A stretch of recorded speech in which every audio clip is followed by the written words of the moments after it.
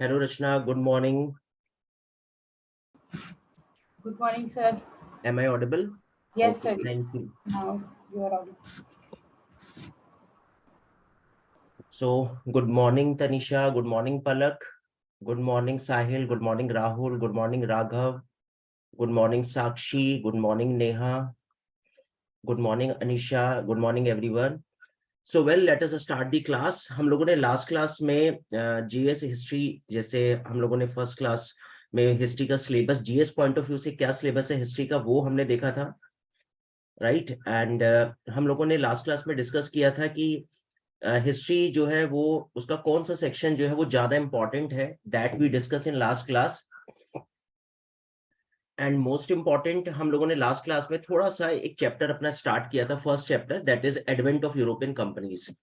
तो वो मैंने इसलिए स्टार्ट किया था कि थोड़ा सा कुछ स्टूडेंट्स नए स्टूडेंट हैं, क्योंकि इसमें से बहुत सारे स्टूडेंट ऐसे हैं जो कहीं ना कहीं मेरी क्लास को already they attended my classes in some other institutes, लेकिन कुछ प्योर नए स्टूडेंट्स थे कल क्लास में। फॉर दैट रीजन मैंने आप लोगों की वजह से थोड़ा सा वो एक चैप्टर को स्टार्ट किया था, ताकि आप लोग थोड़ा सा टीचिंग स्टाइल देख लो। And for that reason, otherwise वैसे हमारी जो फर्स्ट क्लास होती है उसमें हम लोग एक ओरिएंटेशन क्लास होती है and we discuss syllabus, history की वेटेज क्या है।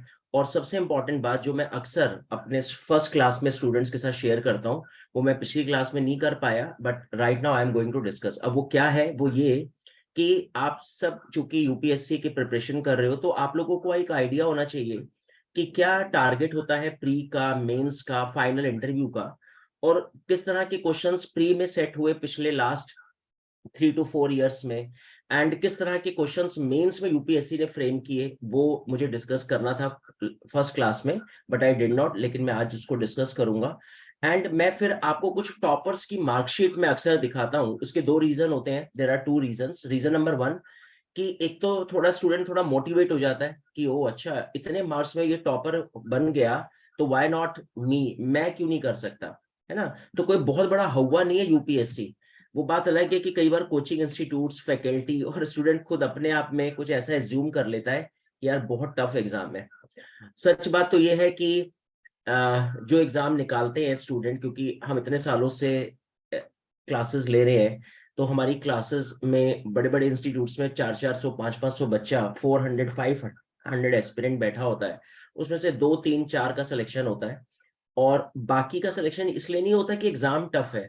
उसका रीजन है कि आप लोगों ने अच्छे से मेहनत नहीं करी, स्ट्रेटेजिक वे कुछ अपना डिफाइन नहीं करा, प्लानिंग आपकी रॉन्ग रही होगी। अदरवाइज अगर आप टॉपर से कभी बात करोगे तो आपको लगेगा ही नहीं कि यार कोई खास बात थी इसके अंदर, आपको लगेगा यार बिल्कुल सेम ऐसी ही है।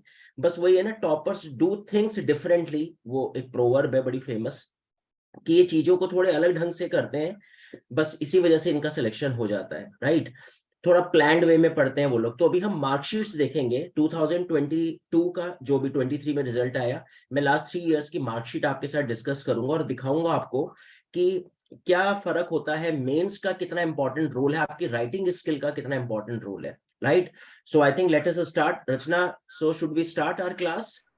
Yes, sir. Yes. ओके, ठीक है। चलो, तो अभी हमने पिछली क्लास में जो डिस्कस किया था, इंट्रोडक्शन हमने लिया हिस्ट्री का, एंड हमने उसकी डेफिनेशन, जैसे prehistory, proto history, history exactly history क्या होती है जिसमें रिटन एविडेंस हो। प्रोटो हिस्ट्री में हमने बोला कि खाली रिटन एविडेंस है but it is not deciphered yet, अगर अभी तक नहीं पढ़े गए तो we consider it as a proto history.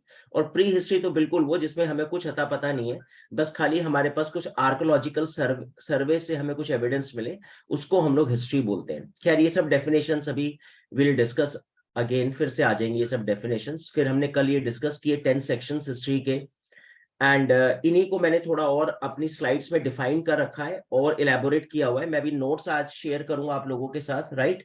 तो आप लोग एक बार फिर से इनको गो थ्रू कर लेना, इन सभी चीजों को, जैसे इंटेलेक्चुअल हिस्ट्री क्या होती है ना, वो मैंने आपके साथ डिस्कस किया। अच्छा, ये कुछ ऑप्शनल पॉइंट ऑफ व्यू से है, जो स्टूडेंट्स यहाँ पे स्टूडेंट हैं जिन्होंने हिस्ट्री ऑप्शन ले रखा है, तो उनको मैं अलग से गाइड कर दूंगा बुक्स फॉर स्टडी रेफरेंस के लिए, करेक्ट। खैर, एनवायरमेंटल हिस्ट्री मैंने जैसे आपको बताई, इकोलॉजी और एनवायरमेंटल हिस्ट्री क्या होती है, वही एग्रीकल्चर और इकोनॉमी। खैर, फिर उसके बाद हमने सिलेबस देखा था जीएस पेपर 1 का, जिसमें मैंने आपको फिर वेटेज बताया था मॉडर्न इंडियन हिस्ट्री का, and I discuss these graph and pie chart so that you can think that the weightage of modern Indian history is very important, correct? ठीक है, फिर उसके बाद ये सिलेबस था एंशियंट इंडियन हिस्ट्री में क्या क्या है वो हम लोग डिस्कस करेंगे जब हम एंशियंट को स्टार्ट करेंगे। मिडिवल में, एंशियंट में जैसे मैंने आपको बता दिया था कि स्टोन एज से लेके वर्धन डायनेस्टी, मिडिवल में दिल्ली सल्तनत एंड मुगल्स, अगर हम लोग एक आइडिया ले। एंड उसके बाद अगर हम लोग बात करते हैं मॉडर्न इंडियन हिस्ट्री की, तो वो तो हमने एडवेंट ऑफ यूरोपियन कंपनी से लेके 1947 तक हमारा सिलेबस है, करेक्ट?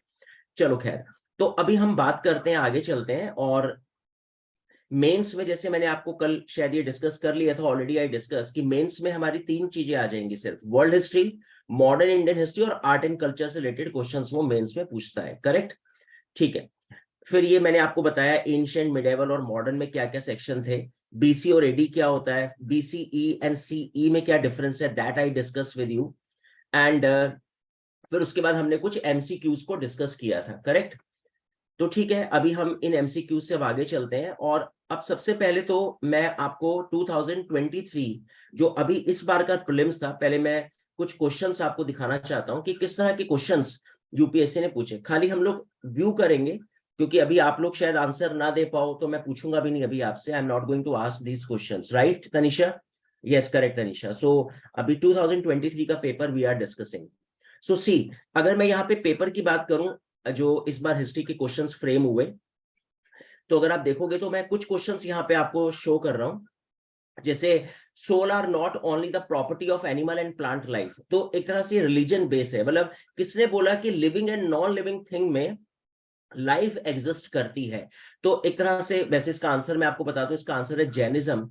जैन रिलीजन ये मानता है कि दोनों में लाइफ एग्जिस्ट करती है। तो अगर आप देखोगे तो ये आर्ट एंड कल्चर वाले सेक्शन में भी रखा जा सकता है, क्योंकि ये क्वेश्चन रिलेटेड है आर्ट एंड कल्चर से के रिलीजन टॉपिक से। और एक जनरल हिस्ट्री में अगर बात करें तो एंशिएंट इंडियन हिस्ट्री में we can consider this question number 1, correct? So Jainism के ऊपर they ask question on Jainism, correct है। अब आते हैं 2023 में क्वेश्चन नंबर 2 पर, who among the following rulers of Vijayanagar empire? तो वेरी इंपॉर्टेंट, इसका मतलब मिडिवल इंडियन हिस्ट्री में एक हमारा टॉपिक है Vijay empire, very very important. Vijayanagar empire में रूलर्स, हम लोग पॉलिटिकल सिस्टम, उसका पूरा इकोनॉमिक, कल्चर, हर चीज हम लोग डिस्कस करते हैं। और उसमें कौन से रूलर ने ये डैम को डेवलप किया तुंगभद्रा रिवर के ऊपर, इसके ऊपर सीधा सीधा स्ट्रेट फॉरवर्ड क्वेश्चन है। देखो, अगर आपको पता है तो ओके, अगर आपको नहीं पता तो फिर बस टफ है पेपर। तो उसका मतलब मिडिवल इंडियन हिस्ट्री में देखो किस तरह से स्ट्रेट फॉरवर्ड क्वेश्चन है विजयनगर के ऊपर, ठीक है।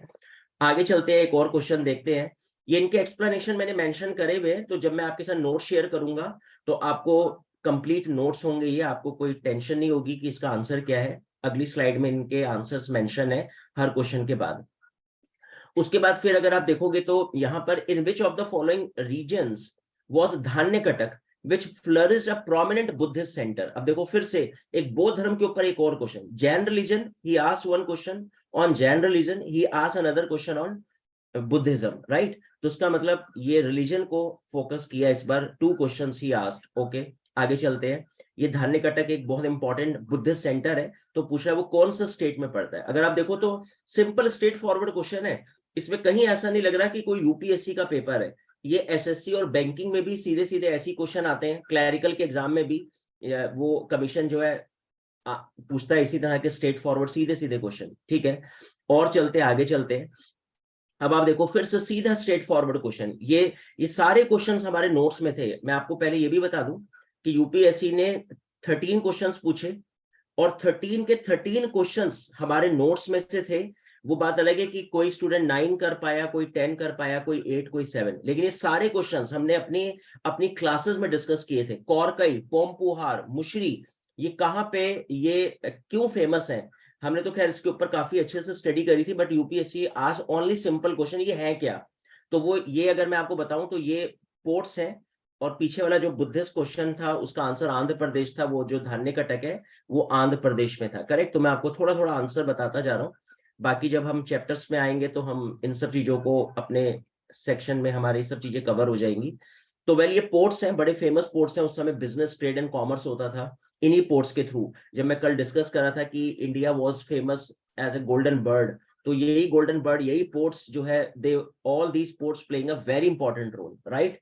राइट पलक? ओके, सो आगे चलते हैं, क्वेश्चन नंबर 5 एक और देखते हैं। 6 क्वेश्चंस मैं आपको दिखाऊंगा ताकि मैं आपको एक आइडिया दे पाऊं। Which one of the following explain the practice of वाटा वाता की रिचुअल? तो अगर आप देखेंगे तो ये संगम एज है, एक हमारा चैप्टर है, वेरी फेमस चैप्टर संगम एज। शायद एनसीईआरटी में रचना हम लोगों ने संगम एज को डिस्कस किया था अपनी एनसीईआरटी क्लासेस में। सर बहुत कम किया था सर। यस, तो मेरे ख्याल से शायद हमने खाली टच करा होगा उस चैप्टर को। यस अब सर। लेकिन यहाँ पे हम लोग पूरा उसकी एक क्लास है संगम एज की, 1 to 2 क्लासेस, शायद हो सकता है 2 to 3 क्लासेस भी हम संगम एज पे करें। थोड़ा टफ है, लेकिन हाँ देखो अब स्ट्रेट फॉरवर्ड, और 2-3 साल से यूपीएससी रेगुलर इस चैप्टर से क्वेश्चन पूछ रहा है। तो ये क्या होता था, तो यहाँ इसका जो आंसर है वो मैं आपको बता दूं। इसमें ये मतलब एक टर्म है जो यूपीएससी ने पूछी, और इस टर्म में डी आंसर है। वो डी आंसर क्या था कि जब किंग डिफीट होता था इन द बैटल, तो कमिटिंग रिचुअल सुसाइड, वो सुसाइड कर लेता था ताकि इससे पहले कि मैं दुश्मन मेरे को पकड़े और मुझे टॉर्चर करे, तो हारने के बाद वो अपने आप ही कमिट सुसाइड, उसको बोलते थे वटा की रिचुअल, करेक्ट? तो ये क्वेश्चन नंबर 5 अगर मैं इसको देखूं तो एंशिएंट इंडियन हिस्ट्री में we can keep this question in ancient Indian history. और फिर उसके बाद एक क्वेश्चन नंबर 6 देखो, सीधा स्ट्रेट फॉरवर्ड क्वेश्चन। ये इतना फेमस क्वेश्चन है कि मैं कभी कल्पना नहीं कर सकता था, आई कैन नॉट इमेजिन कि यूपीएससी ऐसे स्ट्रेट फॉरवर्ड इतना सीधा साधा क्वेश्चन पूछेगा। ये एसएससी बैंकिंग में पता नहीं 25-30 टाइम्स ये क्वेश्चन आया हुआ है, और यूपीएससी भी इसको पूछ रहा है। देखो, governor general of Bengal designated as the governor general of India, सीधा simple question, NCERT based question है। गवर्नर जनरल ऑफ इंडिया जो है वो कौन से एक्ट में गवर्नर जनरल ऑफ इंडिया बना? तो अगर आप देखेंगे तो इसका जो आंसर है वो 1833, लॉर्ड विलियम बेंटिंग उस समय थे जब गवर्नर जनरल ऑफ इंडिया उनको बनाया गया, राइट? वो गवर्नर जनरल ऑफ बंगाल था, वो गवर्नर जनरल ऑफ इंडिया बन गए। तो खैर, ये मैंने आपको 6 क्वेश्चंस दिखाए, वैसे 13 क्वेश्चंस हैं टोटल। तो इस तरह के क्वेश्चंस जो है यूपीएससी पूछ रहा है, सीधे सीधे स्ट्रेट फॉरवर्ड। फिर उसके बाद 2022 की अगर मैं बात करूं तो ये 22 के मैंने कुछ यहाँ पे एग्जांपल्स दिए हुए हैं। गवर्नमेंट ऑफ इंडिया एक्ट 1919 के ऊपर एक क्वेश्चन है 2022 में, मॉडर्न इंडियन हिस्ट्री बेस है ये। उसके बाद अगर आगे चले तो ये फनम एक टर्म पूछी थी यूपीएससी ने 2022 में, ये मिडिवल इंडियन हिस्ट्री से रिलेटेड ये क्वेश्चन था, फनम क्या होता है, राइट? तो कॉइन्स होता था वो, इनके एक्सप्लेनेशन यहाँ अगली स्लाइड में है। फिर फ्रीडम फाइटर्स जो है, इनमें से कौन कौन फ्रीडम फाइटर थे, मॉडर्न इंडियन हिस्ट्री का सीधा सीधा स्ट्रेट फॉरवर्ड क्वेश्चन। उसके बाद अगर आप देखेंगे तो नेक्स्ट क्वेश्चन है Cripps mission, modern Indian history का सीधा स्ट्रेट फॉरवर्ड क्वेश्चन, यानी क्रिप्स मिशन जो है वो क्या था, right?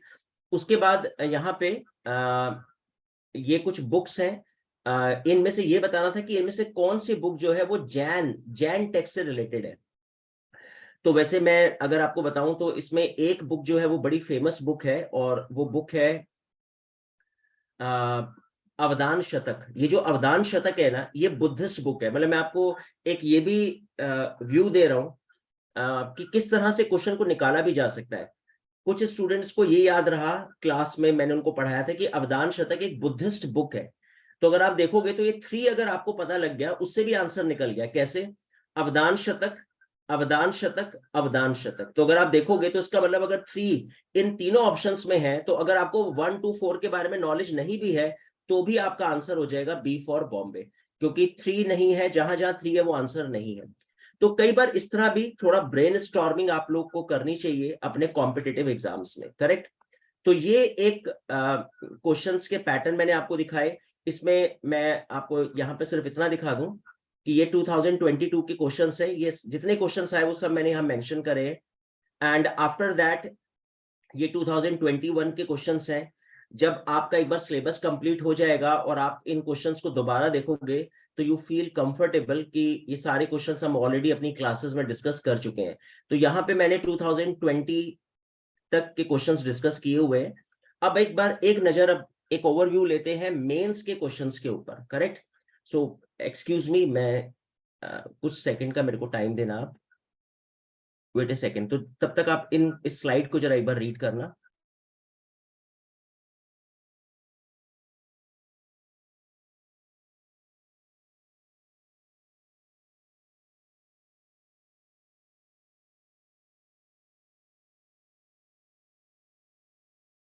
Yes, sir. Yes, sir.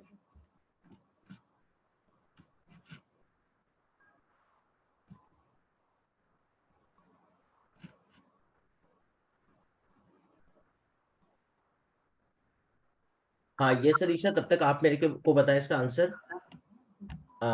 Okay, right right. Yes, Rohit, you are also absolutely correct. Very good, Rohit. Very good, Tanisha. Very good, Palak. Yes, correct, Rahul. Correct. Right, Dushyant. Yes, Satinder. Yes, you are correct. Correct. Varun, I think hope you got it. That the answer in chat section by the other students. So, Rashna, now audible? Yes, sir. Yes. Okay. Yes, Rashna, please tell your answer. Sir, in temple sculptures in the temple, they were basically temples were divided into different sections. Like if we see, there was a mandapa, then Mahamandapa, and Garbhagriha. So it was divided on the basis of the mm, of the things which are carried out in temples. So likewise, the temples had sculptures painted over them on every side, like the temple in the Deogar. Uh, so it has painted like Vishnu's story that he's lying on the snake, and some devotees are standing on behind. So in that temple, that's a very early temple, like in uh, like a fourth or fifth century AD, sir.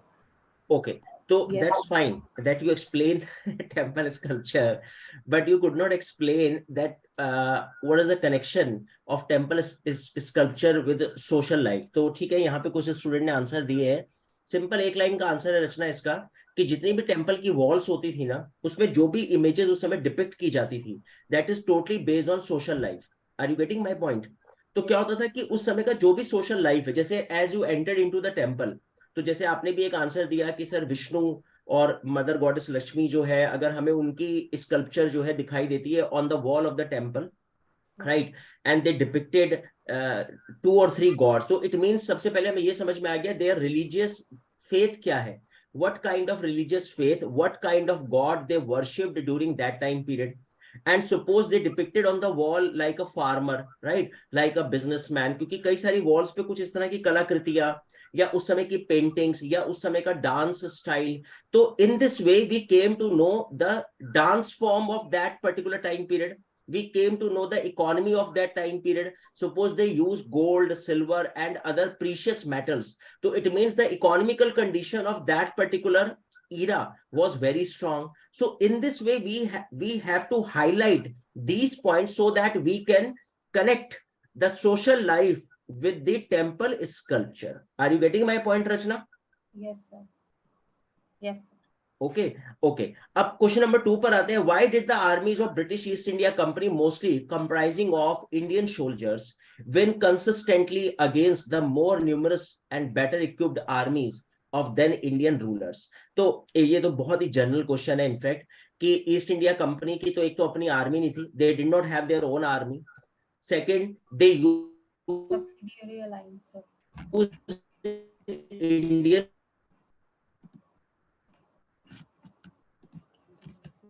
Soldiers, Indian soldiers को ही ये use, fighting from the princely state.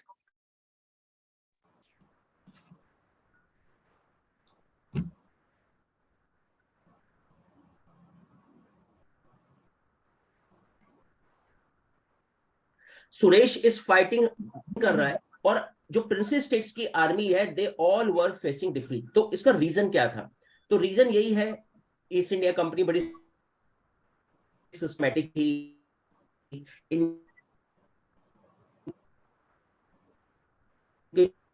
जो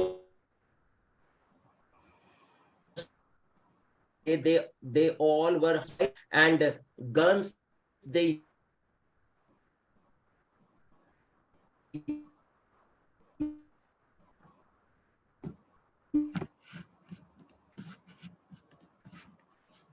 used at that time,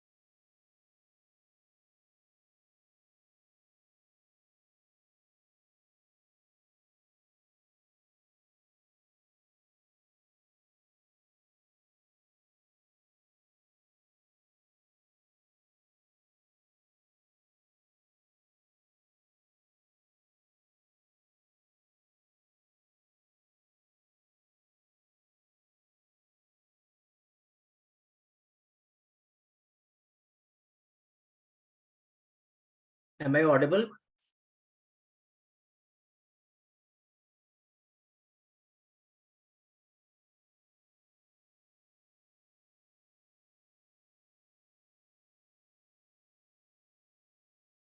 Rachna, am I audible to you?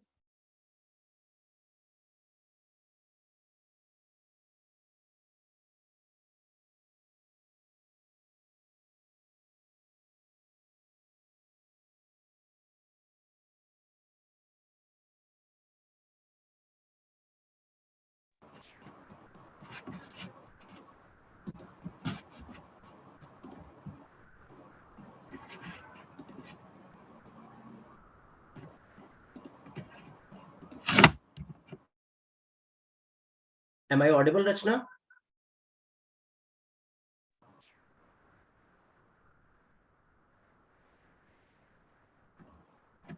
Hello, sir. Am I audible? Yes, Rachna, you are audible now. Sir, I don't know why problem is coming in the network. Yes. So yes, Palak, you are absolutely correct, because at that time, East India Company compelled the farmers of India to grow crash crops. And because of those crash crops, the fertility of the land became very low. And because of that reason, the water level became very low. And that's why, Rohit, yes, you are absolutely correct. So these kind of drought and famine we saw occurred many times, and sudden spurt in during the colonial India. Yes, correct. So I think, Rachna, you got it, na? The answer of this, the gist of this question number 3. So yes, but I missed the second question, sir. Okay. Second one easy means it is very easy. अभी हम discuss करेंगे कि जो east India Company की जो army थी, that was well equipped. उनके officers जो है वेल ट्रेन्ड ऑफिसर्स थे, उनके पास रिसोर्सेस थे, they use cannons, they use guns, and most important कि पूरा क्या था, एक तरह से अगर आप देखें तो ब्रिटिश पूरा सपोर्ट उनको पीछे से था. For that reason, they won maximum battles against princely states, right? Yes, sir. And sir, subsidiary alliance नहीं आएगा इसके अंदर? हाँ हाँ, सब्सिडरी अलायंस भी हम लोग डिस्कस करेंगे, लेकिन देखो यही सब राइटिंग स्किल्स आप लोगों को सिखानी है. बिकॉज अभी अगर आप ध्यान से देखोगे तो यहाँ पर ना 150 वर्ड्स में वो पूछ रहा है आपसे आंसर. लेकिन जब आप लोग इसका आंसर अभी मेरे को लिख के दिखाओगे तो ठीक है, आप सब्सिडरी लाइंस को मेंशन करो, बहुत अच्छी बात है. ये बड़े इंपॉर्टेंट की पॉइंट्स होते हैं. Doctrine of lapse, subsidiary alliance, definitely you should mention. लेकिन थोड़ा सा हमें ना ये भी ध्यान रखना है कि 150 वर्ड्स की जो लिमिट है उसमें हम लोग टू द पॉइंट एग्जैक्ट उसको इंफॉर्मेशन शेयर कर पाए, the demand of the question. तो अभी रीजन जो थे वो सब्सिडी लाइंस को भी हम लोग बिल्कुल मेंशन कर सकते हैं, लेकिन ज्यादा सब्सिडी लाइंस को अगर आपने एक्सप्लेन कर दिया तो फिर 150 वर्ड्स में आपके पास स्कोप नहीं बचेगा क्वेश्चन की डिमांड को फुलफिल करने के लिए। लेकिन यस, आपका पॉइंट बिल्कुल करेक्ट है एंड आई एग्री कि उसको मेंशन कर देंगे, एक्सप्लेन नहीं करेंगे, है ना, only because of subsidy alliance, only because of Okay. Doctrine of labs. In Yes. इस तरह से करते हुए हम लोग निकल जाएंगे इस क्वेश्चन के आंसर को लिखते हुए। Okay, sir. क्योंकि मैं आपको एक चीज और भी बता दूं कि 150 वर्ड्स में आपके पास बस स्कोप होता है 170 से 175 वर्ड्स। अगर आपने इसको क्रॉस किया तो आपके नंबर डिडक्ट होने शुरू हो जाएंगे, examiner can cut your marks, क्योंकि आपने इंस्ट्रक्शंस को फॉलो नहीं किया। करेक्ट। और उसका सेकंड ड्रॉबैक क्या होगा कि आपने अपना भी टाइम वेस्ट किया एक क्वेश्चन में 30 वर्ड्स फालतू लिखकर, बिकॉज फिर आपके पास अगले क्वेश्चंस के लिए ना तो टाइम बचेगा और ना वर्ड लिमिट। तो ये भी आपको दोनों चीजों को बैलेंस रखना है। चलो ठीक है, तो ये 3 क्वेश्चंस लास्ट मेंस के मैंने आपको दिखाए। उसके बाद और देखते हैं, टोटल 6 क्वेश्चंस जीएस पेपर 1 में हिस्ट्री से पूछे यूपीएससी ने in last year 2022। Question number 4 check करते हैं। The political and administrative reorganisation of states and territories has been a continuous ongoing process. अब ये बहुत इंपॉर्टेंट क्वेश्चन है। इनफैक्ट अगर आपने सरदार वल्लभ भाई पटेल का नाम सुना हो, रोहित रोहित यस, सरदार वल्लभ भाई Patel, iron man of India. So when India got freedom and British government left with bag and baggage, they left India with bag and baggage. तो उस समय प्रिंसली स्टेट्स की बड़ी कंफ्यूजन हो गई, because they created India, they created Pakistan, but no exact definition of princely states. अब princely states ने पूछा सर हमें कहाँ जाना है, तो ये उनको फूक मार गए, कहने लगे बेटा टेंशन नहीं लेनी, फ्री हो, अकेले हो, जहां मन करे वहां मर्ज कर जाना, अकेले रूल करना, अकेले रूल कर लेना। तो सरदार वल्लभ भाई पटेल ने जब ये देखा कि इंडिया के अंदर 565 प्रिंसली स्टेट्स हैं, तो इंडिया का तो मैप गड़बड़ा जाएगा ना। ऐसे अगर आप ये देखो ना, ये इंडिया का मैप है और यहाँ पे छोटे छोटे छोटे छोटे प्रिंसली स्टेट, तो इंडिया में अगर ये लोग मर्ज नहीं करते तो it was very tough situation. तो ये कैसा हो जाएगा अगर आप देखोगे, तो ये इंडिया शुरू, इंडिया खत्म, शुरू खत्म, शुरू खत्म, शुरू खत्म, शुरू खत्म। ऐसे तो आपने 2 किलोमीटर आप चले तो पता चला आप दूसरे कंट्री पहुंच गए, क्योंकि उस समय वो कंट्री होंगे फिर। तो उस समय क्या रीऑर्गेनाइजेशन ऑफ स्टेट्स किया गया, पॉलिटिकल और एडमिनिस्ट्रेटिव क्या फंडे यूज किए हमारी इंडियन गवर्नमेंट ने, तो उसके ऊपर ये क्वेश्चन है। और मिड 19th सेंचुरी में ये से अगर हम बात करें तो प्रोसेस जो स्टार्ट हुआ था mid 19th century. 19th century का मतलब क्या हुआ, 1857 के रिवोल्ट के बाद से लेकर 1947 तक किस तरह से इनको रीऑर्गेनाइज किया गया, और फाइनली 1947 तक कैसे हमने उसको एक इंडिया की फॉर्म दे दी, ये आपको 250 वर्ड्स में मेंशन करना है। तो बड़ा जरूरी होता है कि आप क्वेश्चन की डिमांड को समझे या नहीं समझे, आपको 100 ईयर्स को 250 वर्ड्स में एक्सप्लेन करना है। राइट रचना? Yes, sir.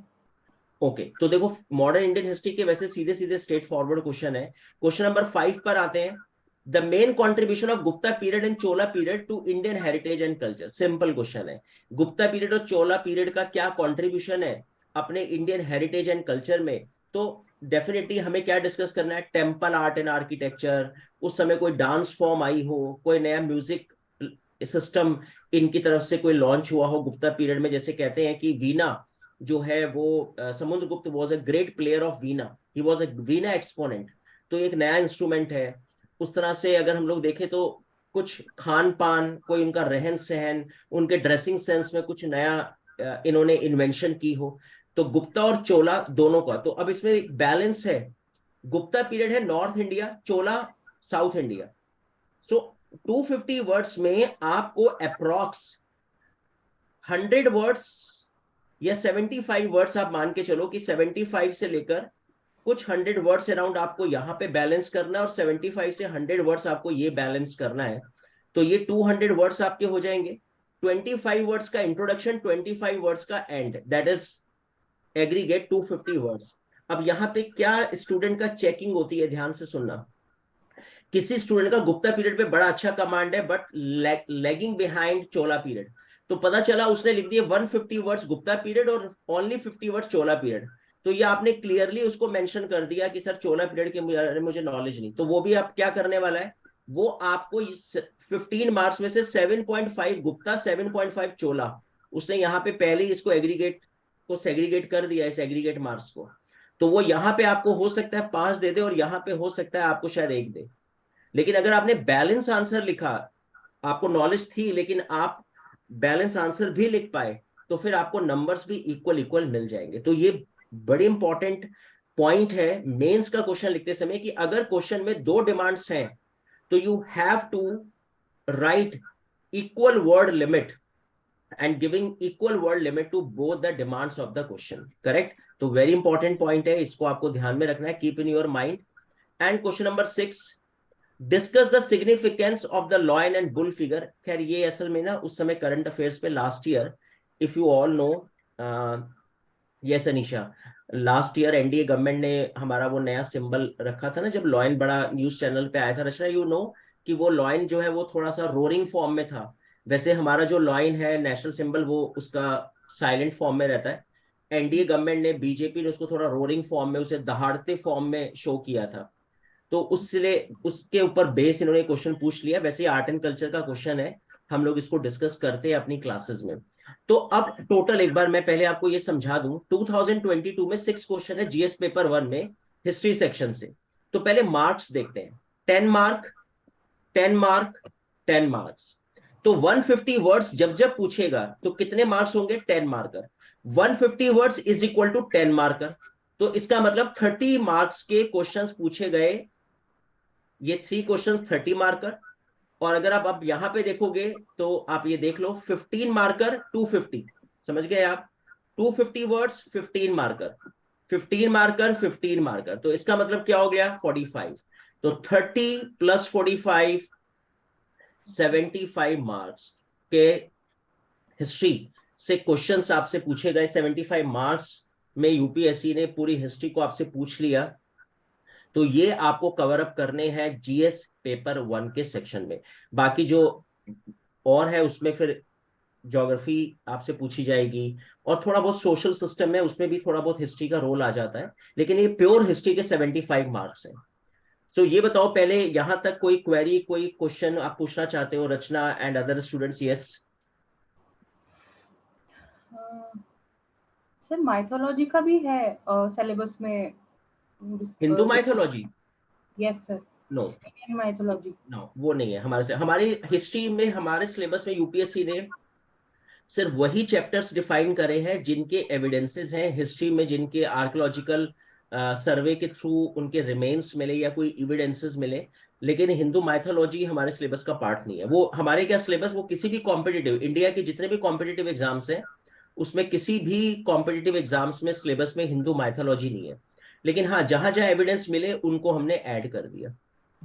तो सर ये जो 6th क्वेश्चन है, discuss the significance of the lion and bull figure in Indian mythology art and हाँ आर्किटेक्चर, तो हाँ, इसमें हम माइथोलॉजी का एस्पेक्ट डालेंगे क्वेश्चन में या फिर नहीं डालेंगे सर?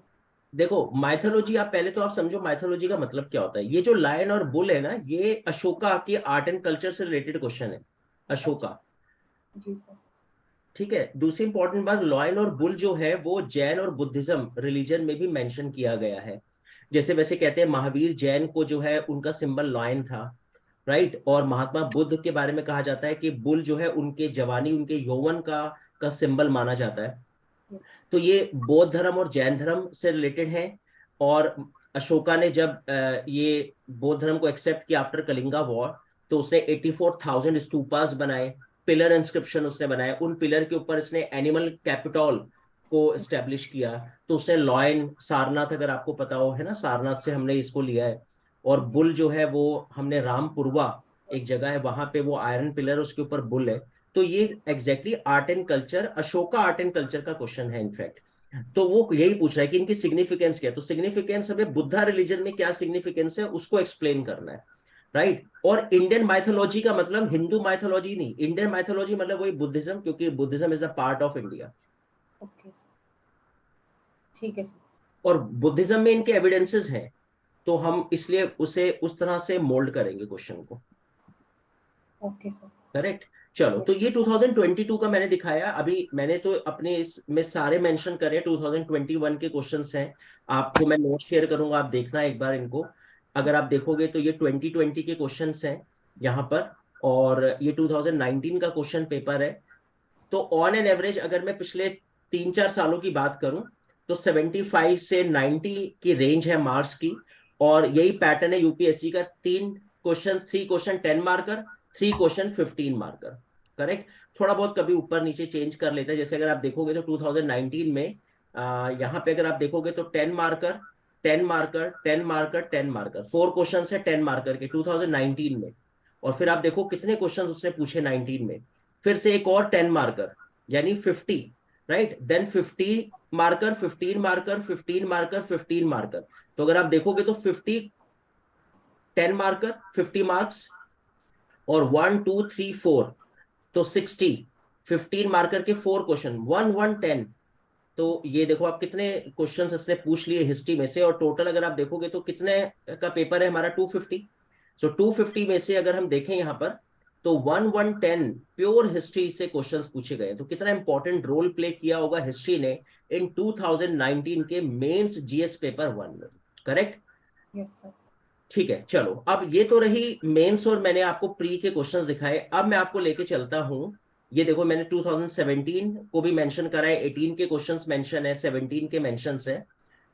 बुक्स को मैं अभी बाद में डिस्कस करता हूँ, कौन कौन सी बुक्स आपको पढ़नी है वो बाद में चलते हैं। अब मैं आपको दिखाना चाहता हूँ कुछ मार्कशीट्स। तो पहले अब ध्यान से सुनना इसको और समझना।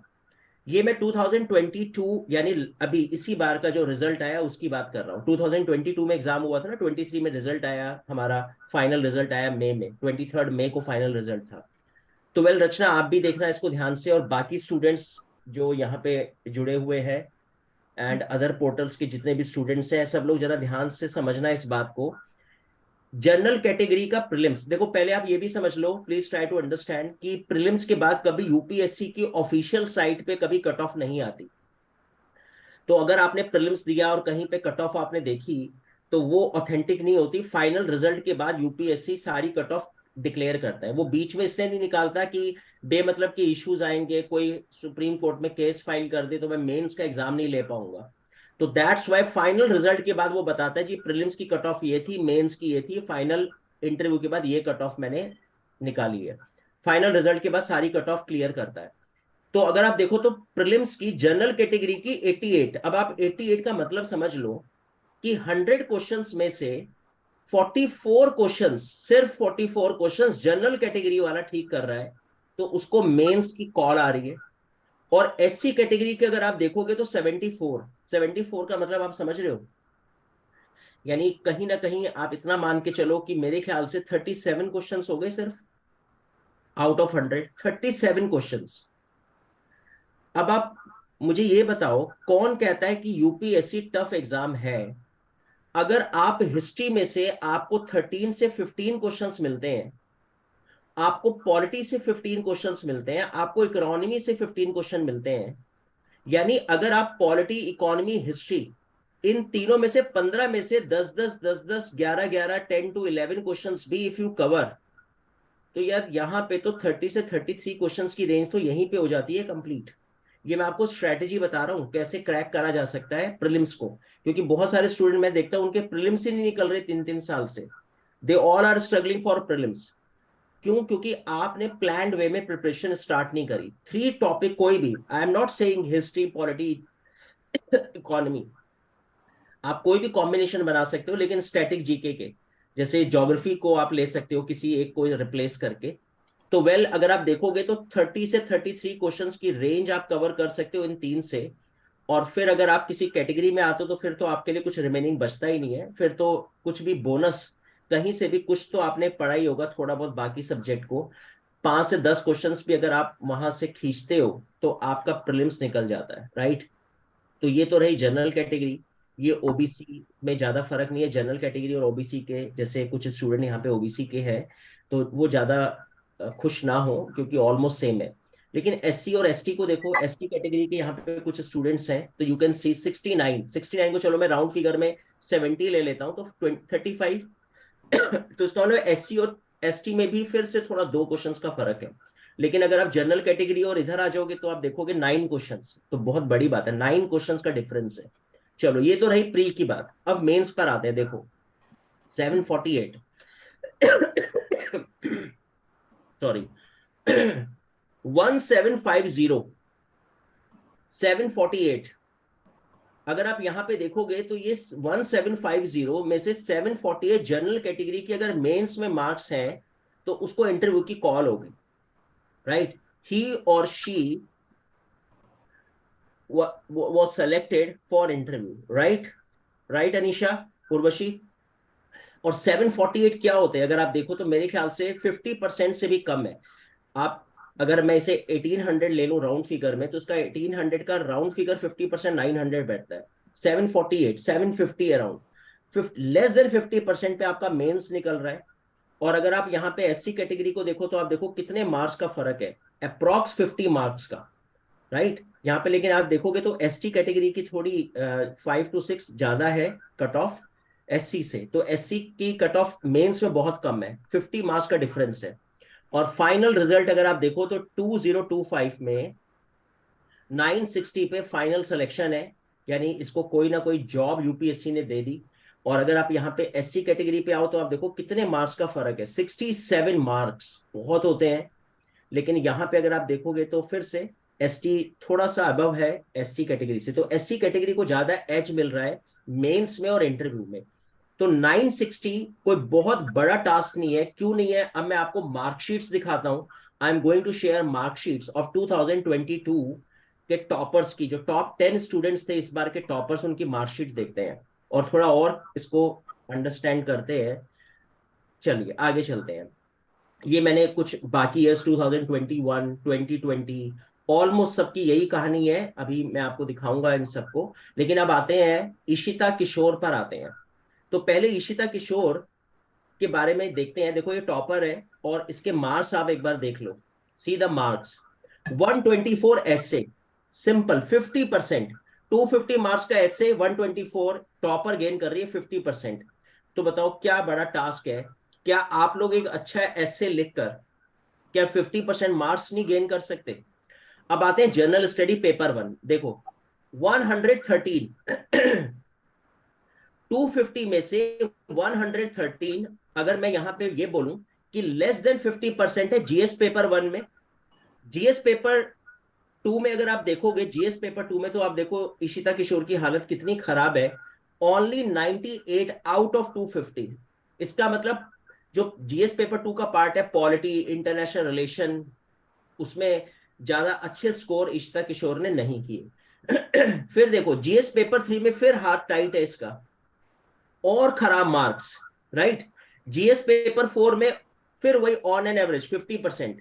लेकिन अगर आप ध्यान से देखो तो इसकी जीत कहां पर हुई, 175 152, आप इसको जरा ऐड कर लो।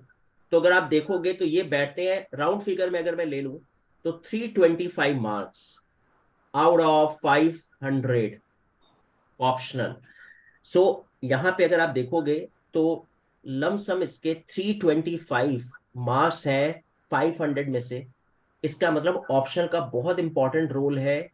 या तो आप अपना ऑप्शनल बड़ा स्ट्रांग कर लो, और मैं बोलता हूं हमेशा कि ऑप्शनल स्ट्रांग करो, क्योंकि 60% मार्क्स अगर आपके उसमें आते हैं तो जीएस में ऑन एन एवरेज में भी गेम खेला जा सकता है। अच्छा उसका रीजन क्या है और समझ लो।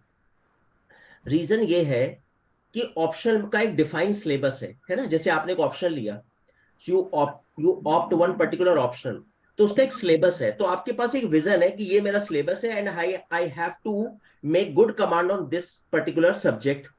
लेकिन जीएस आप समझ रहे हो अनलिमिटेड है, नो बाउंड्रीज ऑफ जीएस। पता नहीं वो क्या पूछ ले, science and technology, current affairs, ecology and environment, ethics, integrity, बहुत सारी चीजें हैं। इतनी सारी चीजों को कवर अप करना बहुत टफ टास्क है। तो आप एक अच्छी ईमानदार ऑनेस्ट प्रिपरेशन रखो, सिलेबस से दाएं बाएं ना जाओ, तो 50% easily you can gain in GS 4 paper. यानी अगर 1000 का जीएस के पेपर है तो आप इजिली 500 का एक टारगेट बना के रखो कि बस मुझे इतने मिल जाए, दैट्स ऑल।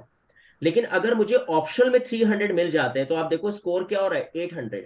और आप देख लो 800 पे 748 पे तो मेंस की कॉल हो रही है स्टूडेंट को इंटरव्यू की। तो 800 का अगर आप टारगेट रखते हो, और उसमें भी अभी आप देखो आपका ऐसे तो हमने ऐड ही नहीं करा, ऐसे को अगर चलो मैं 100 मार्क्स भी, बहुत बेकार पेपर हो रहा है आपका ऐसे का 250 में से 100, तो देन आपका स्कोर तब भी बैठता है 900, और 900 ये टॉपर्स के मार्क्स हैं मेंस में। अगर आप 875 850 और 900 हो, तो दुनिया की कोई ताकत नहीं कि आपको टॉप 10 में आने से रोक दे।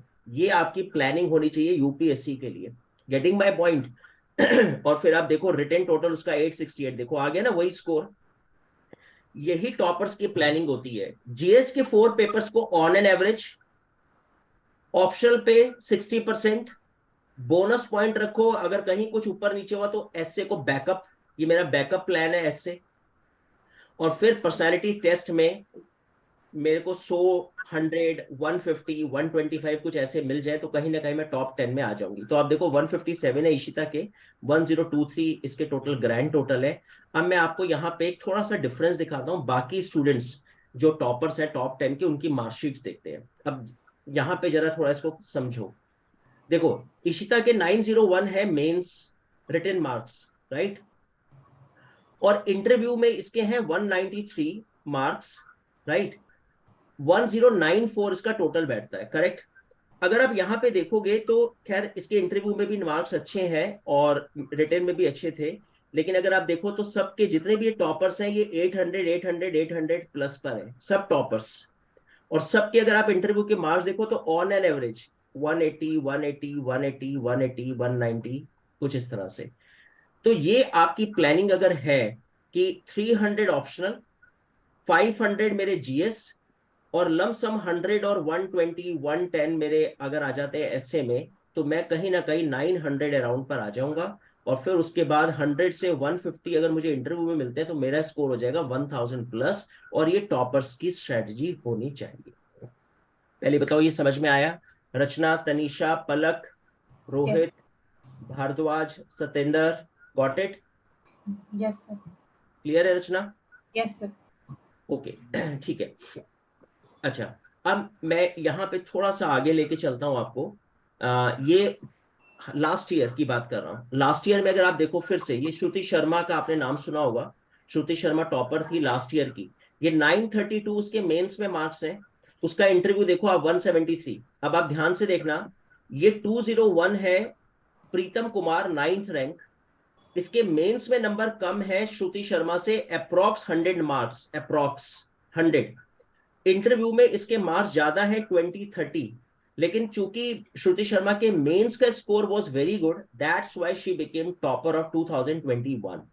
तो यहाँ पे एक और पॉइंट हमें समझ में आता है कि मेंस स्ट्रॉन्ग करो, और अगर आपका मेंस में मार्क्स अच्छे हैं तो इंटरव्यू अगर उस दिन आपका खराब भी हो जाए तब भी आप बनते हो टॉपर। और ये देखो टॉपर की परसेंटेज 54.57। इसका मतलब 50 से 55% पे मेरिट सिमट जाती है। बस यही गेम है यूपीएससी का।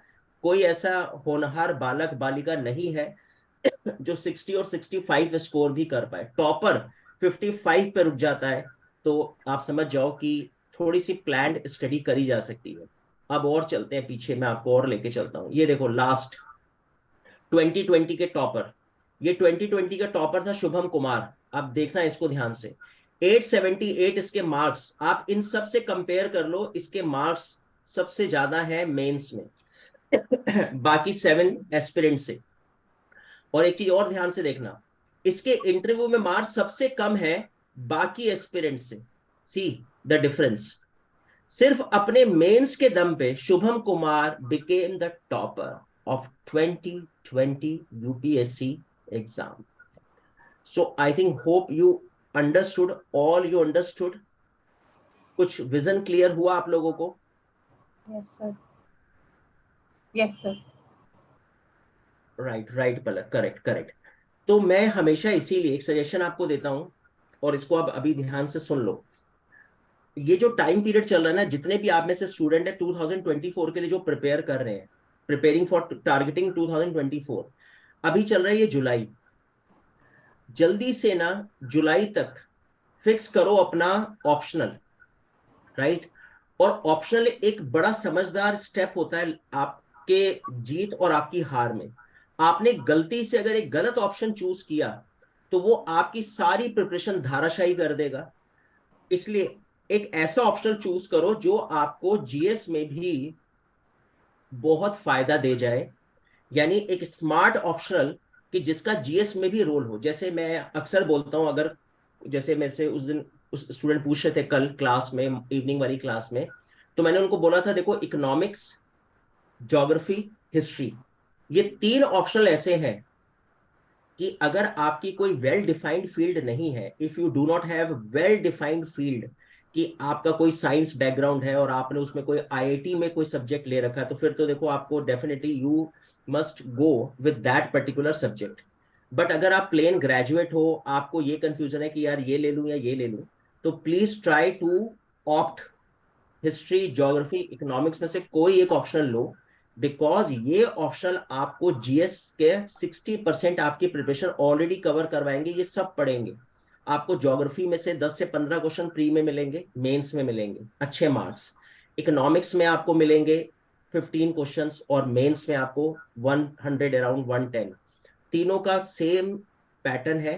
हिस्ट्री भी आपको प्रिलिम्स में हेल्प करेगी और मेंस में। तो अगर आपके अंदर कंफ्यूजन है तो इनमें से कोई एक ऑप्शन लेकर अपनी प्रिपरेशन स्टार्ट कर दो, और दिसंबर जनवरी तक कोशिश करो कि आपका ऑप्शन फिनिश हो जाए। जनवरी फरवरी तक आपके जीएस का पूरा सिलेबस फिनिश हो जाए। फरवरी से आप स्विच ऑन कर दो अपने प्रीलिम्स की प्रिपरेशन को, और इन 3 महीने फरवरी मार्च अप्रैल जीएस को ले लो रिवीजन पे, अपने ऑप्शनल और जीएस को, जीएस के 4 पेपर्स और ऑप्शनल, इसको रिवीजन पे ले लो, फोकस कर दो प्रीलिम्स पे। बस जैसे ही आपका मेंस के लिए कॉल आती है, मे का आपका खत्म हुआ प्रीलिम्स, आपको स्टार्ट कर देना है मेंस की प्रिपरेशन, क्योंकि शॉर्ट शॉर्ट है, आपका एग्जाम निकलने जा रहा है। मेंस का रिवीजन आप करो वो 3 महीने, 3 मंथ्स, और पूरे फुल कॉन्फिडेंस से अक्टूबर में आप मेंस दो, सितंबर अक्टूबर में नेक्स्ट ईयर 100% मैं कॉन्फिडेंट हूं कि आपको जरूर इंटरव्यू की कॉल आएगी। और इंटरव्यू कोई बहुत बड़ा टास्क नहीं है, चुपचाप जाओ, चुपचाप आ जाओ, 100 नंबर्स लो, मेंस स्ट्रांग रखो, 900, definitely 1000, you are the topper in next UPSC exam. और खुदा ना खास्ता आप कैटेगरी से हो तो बहुत गोल्डन चांस है, गोल्डन अपॉर्चुनिटी आपके लिए। चलो ठीक है student, thank you very much, hope you got it. ये मैसेज आपको समझ में आ गया होगा कि आपकी क्या प्लान ऑफ एक्शन होना चाहिए फॉर नेक्स्ट ईयर, राइट? चलो Yes. खैर, तो अभी हम बात करते हैं अपने अब अपने टॉपिक पर आ जाते हैं। So should I move to topic, should I start chapter? Yes, sir. Okay ठीक है। कोई क्वेरी इधर स्टूडेंट्स की? तनिषा, पलक, यस सतेंद्र, हाँ यस हिस्ट्री, तो बिल्कुल बिल्कुल बिल्कुल, जैसे अभी आप देख ही रहे हो, आपने तो हिस्ट्री पूरा ऑप्शनल कर ही लिया है ना। तो अब आपको देख रहे होगे कि ये जितने भी जीएस हिस्ट्री हम पढ़ रहे हैं वो ऑलरेडी ऑप्शनल में हम लोग कवर कर चुके हैं। और अगर आप जीएस पॉइंट ऑफ व्यू से इसको दोबारा कर रहे हो तो एक तरह से काइंड ऑफ रिवीजन ही हो रहा है ये आपका। Yes yes yes, correct correct. हाँ यस, तो हिस्ट्री में हमने जो भी जितना भी हमने कंप्लीट किया, पूरा सिलेबस आपका ऑलरेडी कंप्लीट है। तो अब आप देख रहे होगे कि जीएस, तो आपके लिए मेरे ख्याल से बहुत इजी टास्क हो चुका होगा जीएस के जो भी अब हम चैप्टर्स डिस्कस करेंगे अपनी हिस्ट्री की क्लास में। Yes correct correct. चलो ठीक है, डन। सो मूव करते हैं नेक्स्ट पर। एंड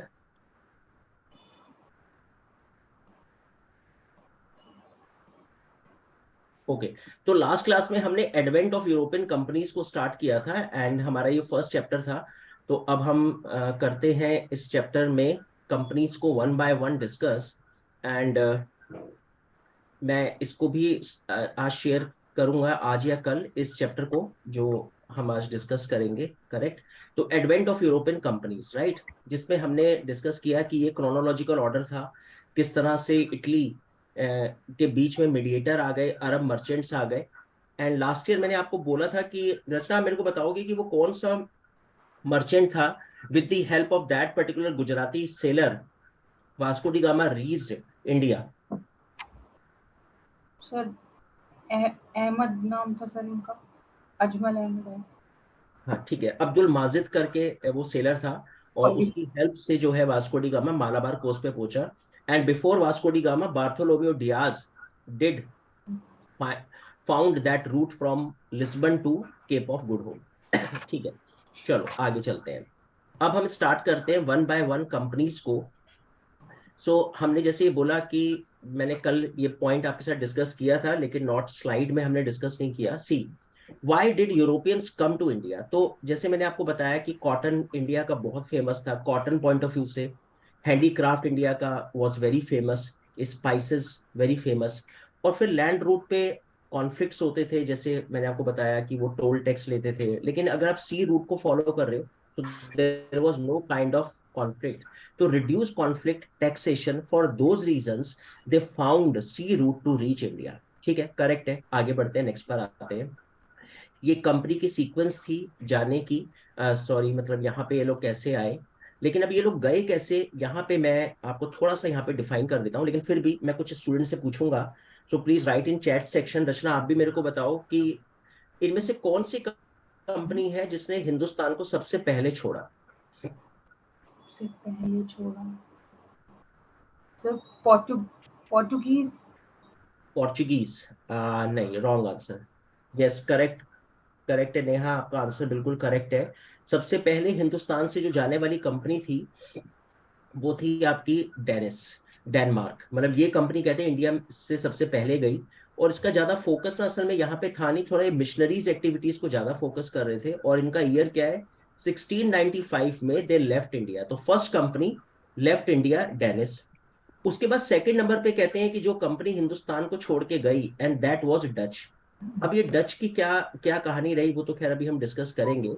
इन शॉर्ट, 1759 में एक बैटल थी, बैटल ऑफ बेडरा।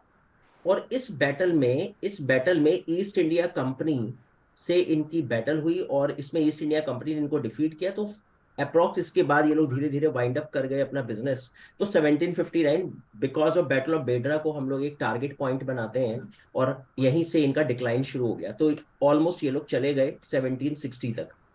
उसके बाद थोड़ा आप लोग के लिए शॉकिंग होगा कि ब्रिटिशर्स जो है वो, ब्रिटिशर्स मतलब ईस्ट इंडिया कंपनी और ब्रिटिश गवर्नमेंट, ओवरऑल दोनों को हम लोग ले रहे हैं।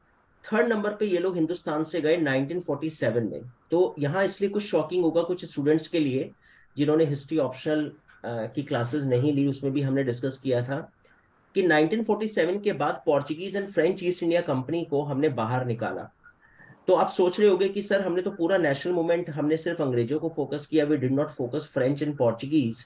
हमने कभी पढ़ा नहीं बचपन से इन एनसीईआरटी। बिल्कुल करेक्ट हो आप लोग। असल में सच बात तो ये है कि French east India company already defeated in the battle of Karnataka. तो ये दो बैटल आपको बड़ी इंपॉर्टेंट है। कर्नाटक की बैटल एक तो बड़ी फेमस बैटल है, एंड उसके बाद कहते हैं कि ये जो बैटल थी कर्नाटक की वो भी डिस्कस करेंगे हम लोग। तो बैटल ऑफ कर्नाटक, कर्नाटक की 3 बैटल्स थी, और इनके जो टाइमिंग है लमसम 1746 से 1748, फिर एक 1749 से 1753, एंड देन 1759 से 1763 अराउंड। तो ये first battle of Karnataka, second battle of Karnataka and third battle of Karnataka. Right, in 3 battles of Karnataka में लास्ट बैटल ऑफ कर्नाटक में कहते हैं कि ईस्ट इंडिया कंपनी ने फ्रेंच कंपनी को डिफीट किया और इनसे बोला चलो गेट आउट। फ्रेंच कंपनी ने कहा सर प्लीज आप हमें पौंडीचेरी दे दो प्लीज, और हम कभी आपको परेशान नहीं करेंगे, पौंडीचेरी इज आवर कैपिटल। तो इनको पौंडीचेरी में फिक्स कर दिया East India Company, fix French company in Pondicherry, and finally East India Company पूरे हिंदुस्तान में रूल कर रही है। तो that's why we target East India Company and British government in national movement. But when India got freedom in 1947, then we targeted French east India company, और 1954 में हमने इनको बाहर निकाला। तो यहाँ पे इनको हम डालते हैं कंपनी नंबर 4। और पोर्चुगीज को भी बहुत टाइम पहले ईस्ट इंडिया कंपनी हरा चुकी थी, not in famous battle, but business strategies में ये लोग, इनके बिजनेस लॉस होते चले गए। दे did not compete east India company because east India company was getting support from the Mughals. तो मुगलों की सपोर्ट की वजह से पोर्चुगीज थोड़ा डाउन हो गए, ईस्ट इंडिया कंपनी को सपोर्ट मिला मुगल्स का। एंड कुछ इनके अपने भी कर्म रहे, क्यों वो भी देखेंगे, हम लोग डिस्कस करेंगे।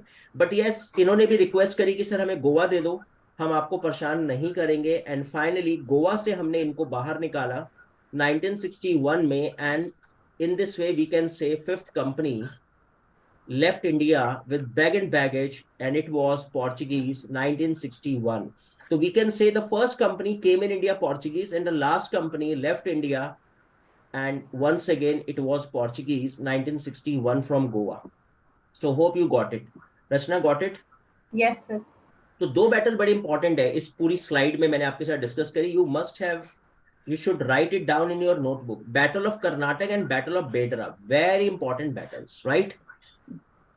Correct. चलो अब हम आगे चलते हैं, नेक्स्ट पर आते हैं, and yes moving to next point.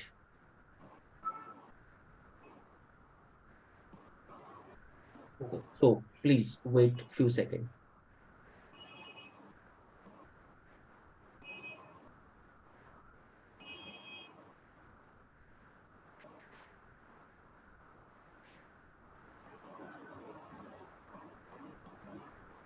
Okay, fine. So let us start. हाँ, yes रोहित, correct है, correct, right. Yes, right. Yes, Portuguese from Goa. Yes, we compelled them and finally हमने we started our movement and हम लोगों ने इनको गोवा से बाहर निकाला.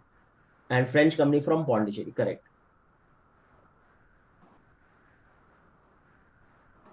ओके, ठीक है. चलो अब हम स्टार्ट करते हैं अपने टॉपिक को. वन बाय वन देखते हैं कि पोर्चुगीज ने जो है, जब ये लोग आए तो इन्होंने क्या किया वो समझते हैं. एक गन बोट पॉलिसी है इनकी, वो मैं अभी आपको समझाता हूँ बाद में. फिलहाल पोर्चुगीज को यहाँ से स्टार्ट करते हैं. Vasco da gamma. तो यहाँ पे देखते हैं, पहले कुछ फ्यू पॉइंट्स देखते हैं. Portuguese explorer Vasco da Gama became the first European to reach India via Atlantic Ocean. Yes, Atlantic Ocean से होता हुआ Cape of Good Hope. When he arrives at Calicut, Calicut जो है वो आज, yes, yes Anisha, Calicut Kozhikode, right, very good, correct, clapping. Calicut right now Kozhikode. So Calicut जो है वो आज कोझिकोड के नाम से फेमस है, and earlier it was known as Calicut on the Malabar coast, correct. And Vasco da Gama sailed from Lisbon. कहते हैं कि लिस्बन से ये यहाँ पर आए और July 1497 rounded the Cape of Good Hope. Vasco da Gama reach Calicut on Malabar coast in 1498 AD. बिल्कुल हमने डिस्कस किया था और मैंने आपको बताया था कि जब ये वहां पे पहुंचे कालीकट में, तो कहते हैं वहां पे कोई रूलर थे, जेमोरिन कोई कास्ट थी. उन्होंने बड़ा वेलकम किया वास्को डी गामा का. क्यों वेलकम किया आप समझ गए, बिकॉज वो तो बिजनेसमैन है और एक कस्टमर आ रहा है ना, एक नया कस्टमर है, तो डेफिनेटली बिजनेसमैन जो वहां के मर्चेंट है, हमारे इंडियन मर्चेंट मालाबार कोस्ट में, रूलर्स और बिजनेसमैन, दे वेलकम पोर्चुगीज की सर प्लीज आए और आप भी मसाले ले हमसे. But Arab traders already they were taking spices from the Malabar coast. तो अरब ट्रेडर्स को लगा कि ये उनके कॉम्पिटिटर है पोर्चुगीज. तो अरब ट्रेडर्स ने जेमोरिन को बोल दिया कि अगर आपने इनका वार्म वेलकम किया तो हमारी आपसे दुश्मनी हो जाएगी. फॉर दैट रीजन पोर्चुगीज को ये समझ में आ गया कि अगर हमें यहाँ पे स्टे करना है तो फर्स्ट ऑफ ऑल इनके ओपोनेंट कौन हो गए रचना, पोर्चुगीज ट्रेडर्स के Arab merchants. Yes, very good. Arab traders इनके मेन ओपोनेंट हो गए, क्योंकि अरब ट्रेडर्स को अगर हम यहाँ से हटा देते हैं, if we can remove Arab traders from Malabar coast, then only these जो बिजनेसमैन है can provide us spices, correct. तो ठीक है, ये एक टारगेट था, ये टारगेट नंबर 1 हो गया पोर्चुगीज का. अब यहां से आप इसको ऐसे समझो, he was received by the local ruler Zamorin, जैसे अभी हमने डिस्कस किया. कोझिकोड जो आज मैंने आपको बताया इसका नाम है आज. He stayed for 3 months. Vasco da gamma 3 महीने यहाँ पे रुका और यहाँ से जो भी इसने स्पाइसेस इकट्ठे करे, आप देखना इसको, 60 टाइम्स इसने यूरोप में जाके बेचे. तो आप देखो इंडिया के spices they became very expensive in European market, good quality of spices, और वास्को डी गामा में बड़ा प्रॉफिट हुआ. 60 टाइम्स उसने ज्यादा रेट पर उसको बेचा. Then he discussed this business, एक प्रॉफिटेबल बिजनेस को उसने अपनी पोर्चुगीज गवर्नमेंट के साथ डिस्कस किया. And soon Vasco da Gama came back to India for the second time in 1501 AD. तो गवर्नमेंट ने क्या किया, वास्को डी गामा को बोला कि ठीक है आप एक बार फिर जाओ और जरा थोड़ा R&D रेकी कर लो और हमें बताओ कि वहां क्या क्या, कौन कौन से ऐसे इंपॉर्टेंट सेंटर है, फिर हम अपने वॉइसरॉयज को अपॉइंट करते हैं वन बाय वन. तो Vasco da Gama came second time in 1501 and फिर उसने ये पॉइंट आउट करे कुछ सेंटर पॉइंट, जैसे कैलिकट, कन्नानोर, कोचीन. उसने बोला कि ये एक significant role can play in the business of Portuguese between India and Portugal, correct. तो ये बड़े इंपॉर्टेंट पॉइंट है स्लाइड में कि ये यहाँ पे 3 months रुका अपने फर्स्ट टेन्योर में. फिर second time he came once again 1501 and he did a very good business. ठीक है, आगे चलते हैं, मूविंग टू नेक्स्ट। अब उसके बाद क्या हुआ, Arab traders became jealous of the rise and success of the Portuguese and hence caused enmity between Portuguese and the local king Jamorin। अब आप समझ गए कि जैमोरिन के साथ इनकी दुश्मनी सिर्फ रीजन क्या है कि अरब ट्रेडर्स ने putting pressure on local ruler Zamorin कि आप इनको सपोर्ट नहीं करोगे। तो hostilities grew and led to the full-fledged military face-off between them। King Jamorin was defeated by the Portuguese। Arab traders ने जैमोरिन की हेल्प करी, तो जैमोरिन का हारना मतलब अरब ट्रेडर्स का हारना, इसे आप इस तरह से समझ लो। With the victory over Zamorin the military superiority of the Portuguese was establish. और जब इन्होंने जैमोरिन को हरा के वो पूरा एरिया कैप्चर कर लिया, तो it means now they became the owner of that particular area. तो ये स्टार्टिंग हुई पोर्चुगीज की, how they setup their business. ठीक है, अब यहाँ पे थोड़ा मैप वाइज देख लेते हैं। यानी अगर आप मैप वाइज देखोगे तो ये वो लोकेशंस हैं विच आई एम डिस्कसिंग, राइट? ये राइट पलक, करेक्ट, ये कन्नानौर है, दिस इज कैलिकट है, ये कैलिकट है, yes Bharadwaj correct, Sahil yes, this is Cochin. So Cochin जो है, अभी वैसे केरला की कैपिटल क्या है रचना? What is the capital of Kerala? Cochin? नहीं नहीं, Thiruvananthapuram, Trivandrum, okay, right. Yes. So उस समय इनके जो मेन सेंटर थे वो क्या थे? कोचीन थे, कैलिकट, कन्नानौर, ये आप देख सकते हो इनकी लोकेशन। तो कोचीन बिल्कुल साउथ में है, then north of the Cochin Calicut, then north of the Calicut Cannanore, और कैलिकट जो है वो आज कोझिकोड है। तो ये इनके मेन इंपॉर्टेंट सेंटर पॉइंट। और फिर उसके बाद नेक्स्ट इंपॉर्टेंट सेंटर पॉइंट इनका बाद में बनता है गोवा। तो अगर आपको पोर्चुगीज कंपनी में कुछ सेंटर पॉइंट्स याद रखना है, ये अब देखो हिस्ट्री ऑप्शनल जिसके पास है, एक फर्स्ट क्वेश्चन हिस्ट्री ऑप्शनल का पहला क्वेश्चन नंबर 1 आपसे ए सेक्शन और बी सेक्शन होता है पेपर 1 में, जिसमें एंशिएंट इंडियन हिस्ट्री, और यहाँ पे आपसे पूछी जाएगी मिडिवल इंडियन हिस्ट्री। तो एंशिएंट इंडियन हिस्ट्री कहने वाली बात है, लेकिन इसका जो क्वेश्चन नंबर 1 है एंशिएंट इंडियन हिस्ट्री का, उसमें वो आपसे 20 साइट्स पूछता है मैप में कि ये साइट है, इनको मैप में पॉइंट आउट करो, इनके बारे में 30 वर्ड्स लिखो। सीधे सीधे आपको नंबर्स मिलते हैं। आप मान के चलो कि आपको 15 से 20 मार्क्स आपको फ्री फंड के मिलते हैं, क्योंकि जीएस में आपने सारी साइट्स पढ़ रखी है। जैसे फॉर एग्जांपल वो ऐसे बोल दे कोचीन, तो अब आपको पता है कोचीन क्या है, पोर्चुगीज सेंटर है। मॉडर्न इंडियन टाइम पीरियड में पोर्चुगीज का मेन इंपॉर्टेंट सेंटर था, इनकी कैपिटल भी रही। बस ये आपको 2-3 लाइनें लिखनी है, मैप में आपको पॉइंट आउट करना है, और आपको सीधे सीधे 2-3 नंबर मिल जाने हैं। तो ये सारे जितने भी हम लोकेशंस यहाँ डिस्कस करेंगे, ये ऑप्शनल वाले, हिस्ट्री ऑप्शनल वालों का क्वेश्चन नंबर 1 रेडी हो रहा है इनडायरेक्टली, करेक्ट। तो ये पॉइंट्स आपको याद रखने हैं पोर्चुगीज के पॉइंट ऑफ व्यू से, कन्नानौर, कैलिकट, कोचीन एंड गोवा। ठीक है, आगे चलते हैं, moving to next. Now see, अब यहाँ पे एक बड़ा इंपॉर्टेंट पॉइंट है कि पोर्चुगीज केम टू इंडिया, फिर उसके बाद they wanted to take away the spice trade from the Arab traders, वो तो हमने पिछली क्लास में भी डिस्कस किया। एंड फर्स्ट गवर्नर, अब इन्होंने, अब इनका सिस्टमेटिक यहाँ पे शुरुआत होगी बिजनेस की, and they appointed Almeida, very very important. First governor of Portuguese was Almeida, 1505 of the Portuguese in India, और 1509 तक अल्मेडा रहा first governor, then Albuquerque became the second governor. तो पोर्चुगीज ने 30 to 35 गवर्नर्स अपॉइंट करे। हम उन सब governors को नहीं पढ़ते अपनी क्लास में, हम सिर्फ 3 to 4 गवर्नर्स पढ़ेंगे, और पोर्चुगीज के टॉपिक को हम लोग एंड कर देंगे इन 3-4 गवर्नर्स में। तो सबसे important point, Vasco da Gama came India 2 times, then first governor Almeida and second governor Albuquerque, क्योंकि ये 2 इंपॉर्टेंट फाउंडर्स माने जाते हैं पोर्चुगीज बिजनेस के इंडिया में। तो first governor Almeida, second Albuquerque. और यहाँ पे अब मैं आपको लेके चलता हूँ थोड़ी पीछे वाली स्लाइड पर। यहाँ पर मैं आपको ये दिखाना चाह रहा था कि यस, ये आप देख सकते हो, ये वो 2 ग्रेट इनके governors, so Almeida, Almeida and Albuquerque. तो ब्लू वाटर पॉलिसी कहते हैं इन्होंने फॉलो करी, और इसका जो फाउंडर है अल्मेडा को माना जाता है first viceroy of the Portuguese positions in India.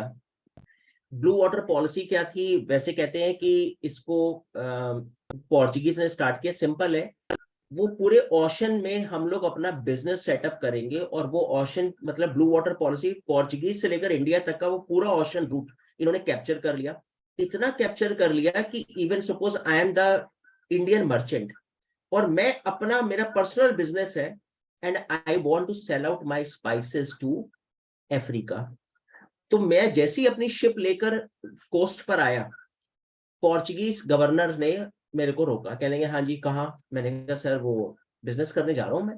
कह लेंगे ठीक है बेटा एक काम करो, you have to pay tax. मैंने कहा टैक्स किस बात का?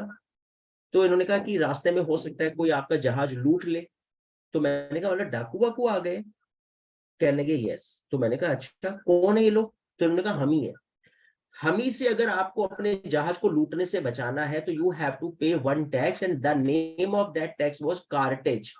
कार्टेज नाम का इन्होंने टोल टैक्स लगा दिया ओशन में, ओशन रूट में, सी रूट में, कि अगर आपको इंडिया से लेकर पूरे यूरोप कॉन्टिनेंट तक कुछ बिजनेस करना है, और स्पेशली वैसे बीच में अफ्रीका तक, मेन लैंड अफ्रीका था, तो if you want to do business you have to pay tax, only then we can give you permit, we can give you permission to go to your own ship from India to Africa.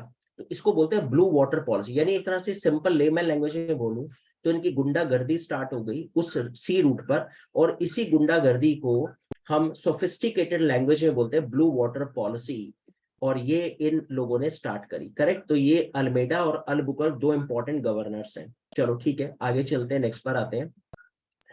Well उसके बाद gun boat policy क्या है, ये कुछ terms है बड़ी important. Gun boat policy, अब ये gun boat policy is very simple. अब चूंकि ये लोग यहाँ पर आए तो इनको पता है अरब मर्चेंट्स के साथ हमारी डिशुम डिशुम होगी, तो इन्होंने अपनी बोट्स पर गन, कैनन्स, बॉम्ब, है ना, ये सब लोड करके ये लोग आते थे, ताकि मसालों की पेटियां भी रखी हैं, साथ साथ कैनन्स भी लोड है, कि अगर कोई बीच में अरब मर्चेंट और अगर कोई इस तरह का ओसामा बिन लादेन टाइप आया तो सीधा उसको उड़ा देंगे। This is called gun boat policy in layman language. तो ये एक बड़ी फेमस हो गई, और ये गन बोट पॉलिसी यानी बोट के ऊपर गन को लोड करना, that was invented by Portuguese traders. Correct? तो blue water policy, gun boat policy, cartaz, sea tax, ये तीन इंपॉर्टेंट टर्म, तीन इंपॉर्टेंट पर्सन मैंने डिस्कस करे, Vasco da Gama, Almeida, Albuquerque. I discussed 3 to 4 important center, Cannanore, Cochin, Calicut, Goa. पहले बताओ यहां तक क्लियर है? Rachna, Rohit, Satendra, Tanisha, Palak, is it clear? कोई question please ask. Yes, sir. It is clear, sir. Clear है Rachna? Yes, sir. Okay thank you. ठीक है आगे चलते हैं, मूविंग टू नेक्स्ट। ठीक है तो अभी हमें गन बोट पॉलिसी, ये वास्को डी गामा, ये वास्को डी गामा इस तरह से दिखता था उस समय का जो ग्रेट सेलर था। ठीक है मूविंग टू नेक्स्ट। अब यहाँ पे बात करते हैं हम कि उसके बाद क्या हुआ, धीरे धीरे इनका बिजनेस बहुत अच्छे से चला, अच्छा बिजनेस ये लोग करते थे। और ये बड़ा इंपॉर्टेंट क्वेश्चन है, ये 2022 लास्ट ईयर का प्रीलिम्स का क्वेश्चन है। अल्बुकर्क ने क्या करा, गोवा को कैप्चर किया, जैसे मैंने आपको बताया गोवा बाद में इनकी कैपिटल बना, फ्रॉम द बीजापुर। बीजापुर एक प्रिंसली स्टेट था मुगल्स काल में, शिया शिया लोग यहाँ पे रूल करते थे। औरंगजेब ने बीजापुर को कॉन्कर कर लिया था। ये जितने भी मुगल्स हैं दे ऑल वर सुन्नी मुस्लिम। सुन्नी थोड़ी अपर कास्ट होती है, शिया लोअर। ये ऐसी ही जैसे हमारे यहाँ पे ब्राह्मण और नीचे के वर्णा सिस्टम होगी ना, क्षत्रिय, वैश्य, शूद्रा। तो आप ऐसे मान लो जैसे ब्राह्मण और शूद्र हिंदू में, ऐसे मुस्लिम में अगर मैं बोलूँ तो सुन्नी और शिया थोड़ी लोअर कास्ट होगी, नॉट इक्वलेंट टू शूद्र बट लोअर कास्ट है। जैसे जितने भी थोड़े ऐसे बिजनेस हो गए ना, जैसे आपका ये बार्बर हो गया, है ना, कॉबलर, तो इस तरह के जो है वो इनके प्रोफेशन थे उस समय। तो कहते हैं बीजापुर से गोवा इन्होंने छीना अल्बुकर्क ने, and Portuguese influence decline in India by the end of 16th century. जब ईस्ट इंडिया कंपनी यहाँ पर आ गई, डच आ गई, डेनिस आ गई, तो इनका बिजनेस थोड़ा डिक्लाइन होने लगा। 100 years के गैप में दे ruled with their own monopoly. ठीक है तो अभी इस स्लाइड में इंपॉर्टेंट पॉइंट है गोवा, दे कैप्चर्ड गोवा। ठीक है अभी डिक्लाइन की बात बाद में करते हैं, आगे चलते हैं। ठीक है उसके बाद इनका जो एक बहुत इंपॉर्टेंट जो इनका वॉइसरॉय था, जैसे अभी हमने कहा Vasco da Gama, Almeida, Albuquerque, फिर एक फोर्थ पर्सनैलिटी नूनो दी कूना। Nuno da Cunha was able to bring Mombasa, Mozambique under the Portuguese circle. खैर ये सब अफ्रीका में थे, लेकिन कहते हैं कि ये बहुत ही ब्रिलियंट, बहुत ही टैलेंटेड गवर्नर था, और इसने भी बहुत इंपॉर्टेंट रोल प्ले किया पोर्चुगीज बिजनेस को सेटअप करने में इंडिया में। तो ये नाम कुछ आपको याद रखना है, क्योंकि एक बार आईएएस में प्रीलिम्स में क्वेश्चन आया था अल्मेडा, अल्बुकर, नूना दी कूना, इनको क्रोनोलॉजिकल ऑर्डर में लगा दो, तो आप समझ ही गए होगे, first Almeida, then Albuquerque, then Nuno da Cunha. ठीक है, करेक्ट है। अब यहाँ पे नूना दी कूना की इंपॉर्टेंस क्या है, इसको पहले समझ लेते हैं। देखो ध्यान से सुनना, कहते हैं कि ड्यूरिंग इस टाइम पीरियड, उस समय जिस समय ये रूल करने आया, और ये बात मैं आपको लमसम आपको बता दूं, जो हम डिस्कस कर रहे हैं ये बात कर रहे हैं लमसम 1529 के आसपास। तो कहते हैं कि उस समय गुजरात एक बहुत इंपॉर्टेंट प्रिंसली स्टेट था, another princely state. Bahadur Shah वहां का रूलर था, और कहते हैं कि नूना दी कूना ने दमन एंड दीव को कैप्चर किया, विच वर टेरिटरी ऑफ बहादुर शाह, ये गुजरात के कंट्रोल में थे, तो उसने गुजरात से ये ले लिया दमन एंड दीव, जो आज हमारी यूनियन टेरिटरी है। 1534 में he was able to compel Bahadur Shah to sign a treaty of Bassein, very important treaty, आप अपनी से नोटबुक पे कहीं नोट कर लो। ट्रीटी ऑफ बसीन दो है, अभी हम मराठा एंग्लो मराठा वॉर में भी डिस्कस करते हैं, और एक ट्रीटी ऑफ बसीन यहाँ पे भी है। और इस ट्रीटी ऑफ बसीन से बहादुर शाह गेव बसीन टू द पोर्चुगीज, ये सब पड़ता है आपका गोवा और महाराष्ट्र के नियर अबाउट, उस समय एक बड़ा वाइड एरिया था बसीन का। तो कहते हैं कि दमन एंड दीव लिया, बसीन उससे ले लिया, और बहादुर शाह के साथ कहते हैं इसके काफी अच्छे गुड रिलेशन हो गए थे। अब मैं आपको एक चीज और बता दूं, ये जिस समय की हम बात कर रहे हैं उस समय मुगल एम्परर है हुमायूं। जब हम मिडेवल इंडियन हिस्ट्री करेंगे ना, तो वहां पे भी हम बहादुर शाह को दोबारा डिस्कस करेंगे। यहाँ पर इस समय भी रूलर है हुमायूं, और हुमायूं दिल्ली से गुजरात पर कर रहा है अटैक। अब आप समझ गए रीजन क्या है। बहादुर शाह को ये डर है कि यार हुमायूं मेरे ऊपर अटैक कर रहा है, पता नहीं मैं हुमायूं को कैसे संभालूंगा।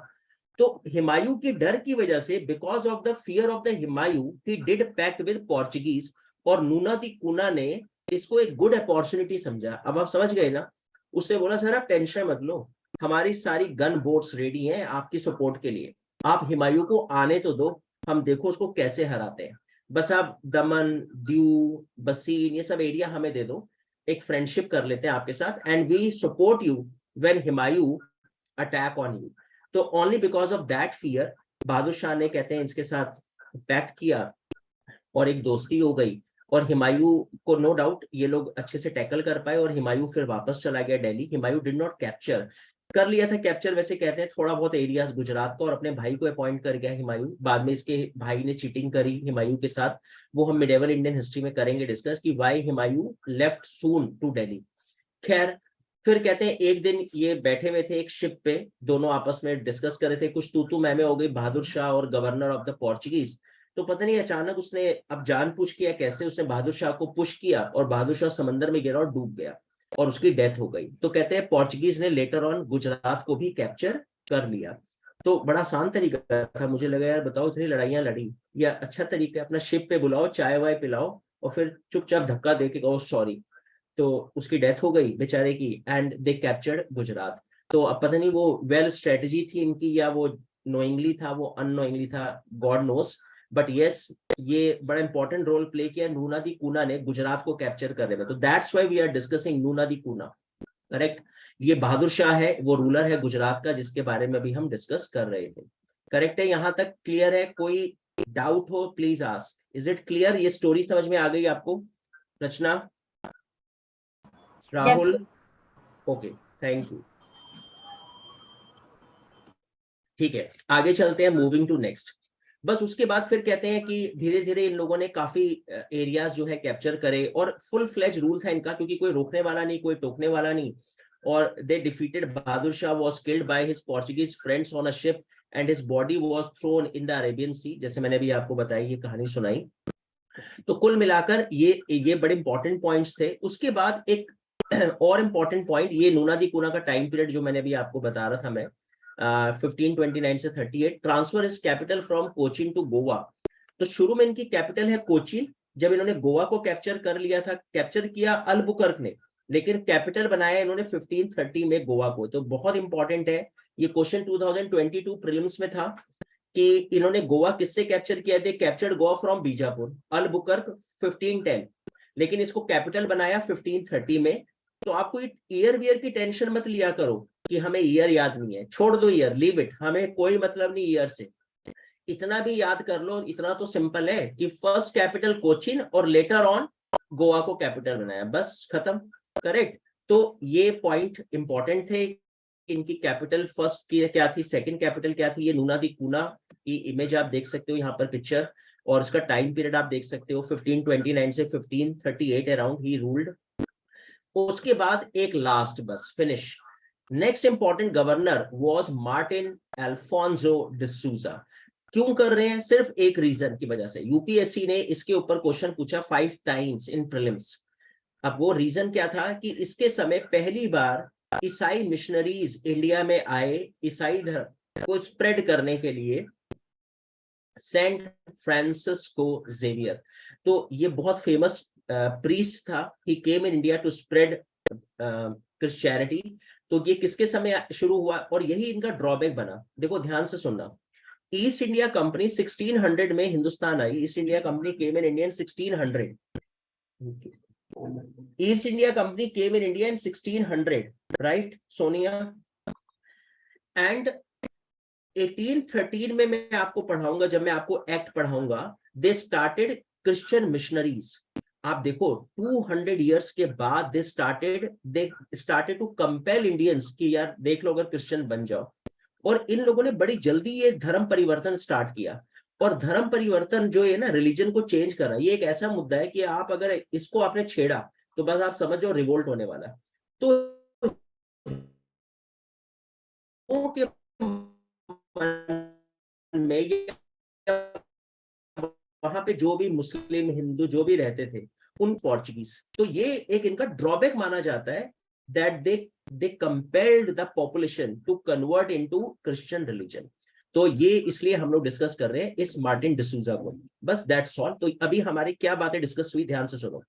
Vasco da Gama important personality, Almeida, Albuquerque, Nuno da Cunha and Alphonso D'Souza. बस 5 पर्सन हम लोग याद कर रहे हैं पोर्चुगीज में। इन 5 लोगों का इंपॉर्टेंट रोल है जिन्होंने इनके बिजनेस को setup, they establish their business in India, that's all. Portuguese के पॉइंट ऑफ व्यू से उसको सुनो।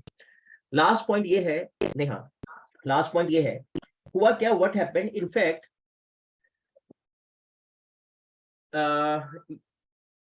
चार्ल्स सेकंड इंग्लैंड का प्रिंस है, correct, by the king of Portugal as dowry in the marriage of his sister।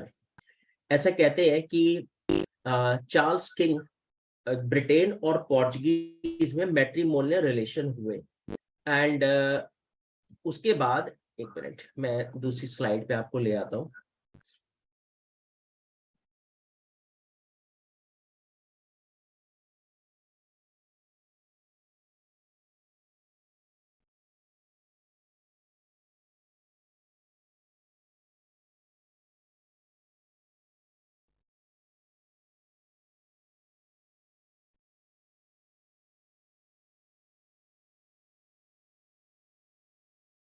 Okay, तो यहीं पे इसको समझ लेते हैं। इसको आप यहाँ पे ये समझ लो, एक मैट्रिमोनियल रिलेशन हुए, और ये मैट्रिमोनियल रिलेशन क्या थे, they lost Bombay as it was given to Charles second of England by the king of Portugal as a dowry in the marriage of his sister. Portuguese का जो रूलर था उसकी sister की मैरिज हुई England के Prince के साथ, correct. अब पोर्चुगीज ने बॉम्बे यहाँ पे जीता हुआ है, दे कॉन्कर्ड बॉम्बे, बसीन की ट्रीटी से इनको बॉम्बे मिला था, बहादुर शाह से बॉम्बे भी मिला था, करेक्ट।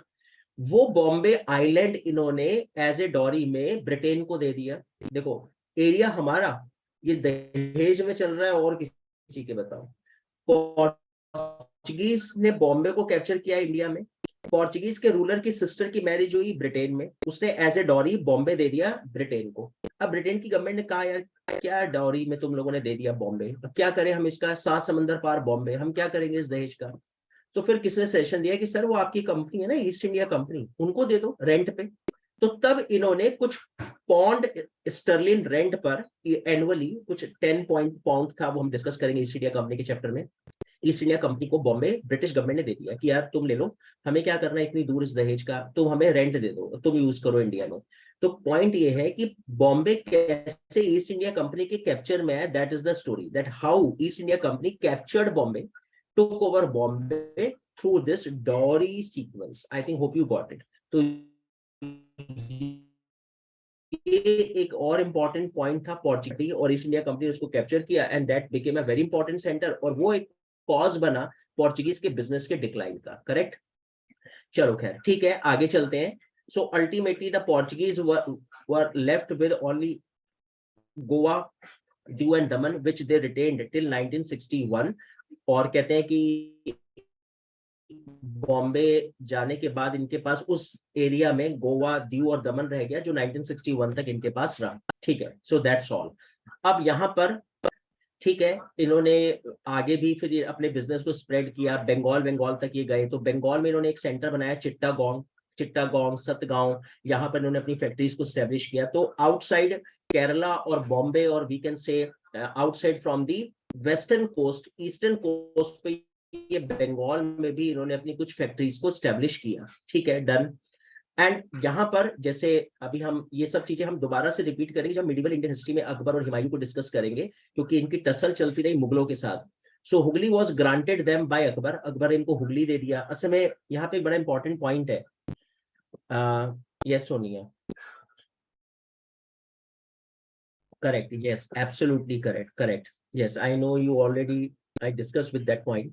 असल में क्या हुआ, मुगल्स इनसे डरते थे क्योंकि इनकी नेवी आर्मी बड़ी स्ट्रांग थी, और मुगलों का एक ही वीक पॉइंट था नेवी आर्मी। तो मुगल इनके आगे ऐसे सरेंडर कर देते थे, ज्यादा भिड़ते नहीं थे। जब ईस्ट इंडिया कंपनी आई and East India Company kind of had a very superior navy army than Portuguese, तो मुगलों को एक ऑप्शन मिल गया, that's why they supported East India Company against Portuguese. तो ये भी रीजन था कि East India Company got support from Mughals, क्योंकि उन्होंने नेवी आर्मी का एक ऑप्शन खोल दिया मुगलों के लिए कि सर टेंशन वाली बात नहीं है, पोर्चुगीज से घबराना नहीं है, हम खड़े हैं आपके साथ, बेधड़क होकर भिड़ जाओ पोर्चुगीज के साथ। और ये भी रीजन बना बाद में पोर्चुगीज के बिजनेस का डिक्लाइन का। लेकिन जब तक ईस्ट इंडिया कंपनी नहीं है तब तक अकबर, जितने मुगल एम्परर है, वो थोड़ा बहुत शेक हैंड करके चल रहे हैं पोर्चुगीज के साथ। तो उसने हुगली उनको दे दिया, आप देख सकते हो यहाँ पर, correct. And Portuguese had armed vessels playing in the Indian Ocean, Arabian Sea, yes. कार्तेज मैंने आपको बताया, वो टोल टैक्स इन्होंने लगाया 1502 में, इसको इन्होंने लॉन्च कर दिया था उस सी रूट पे।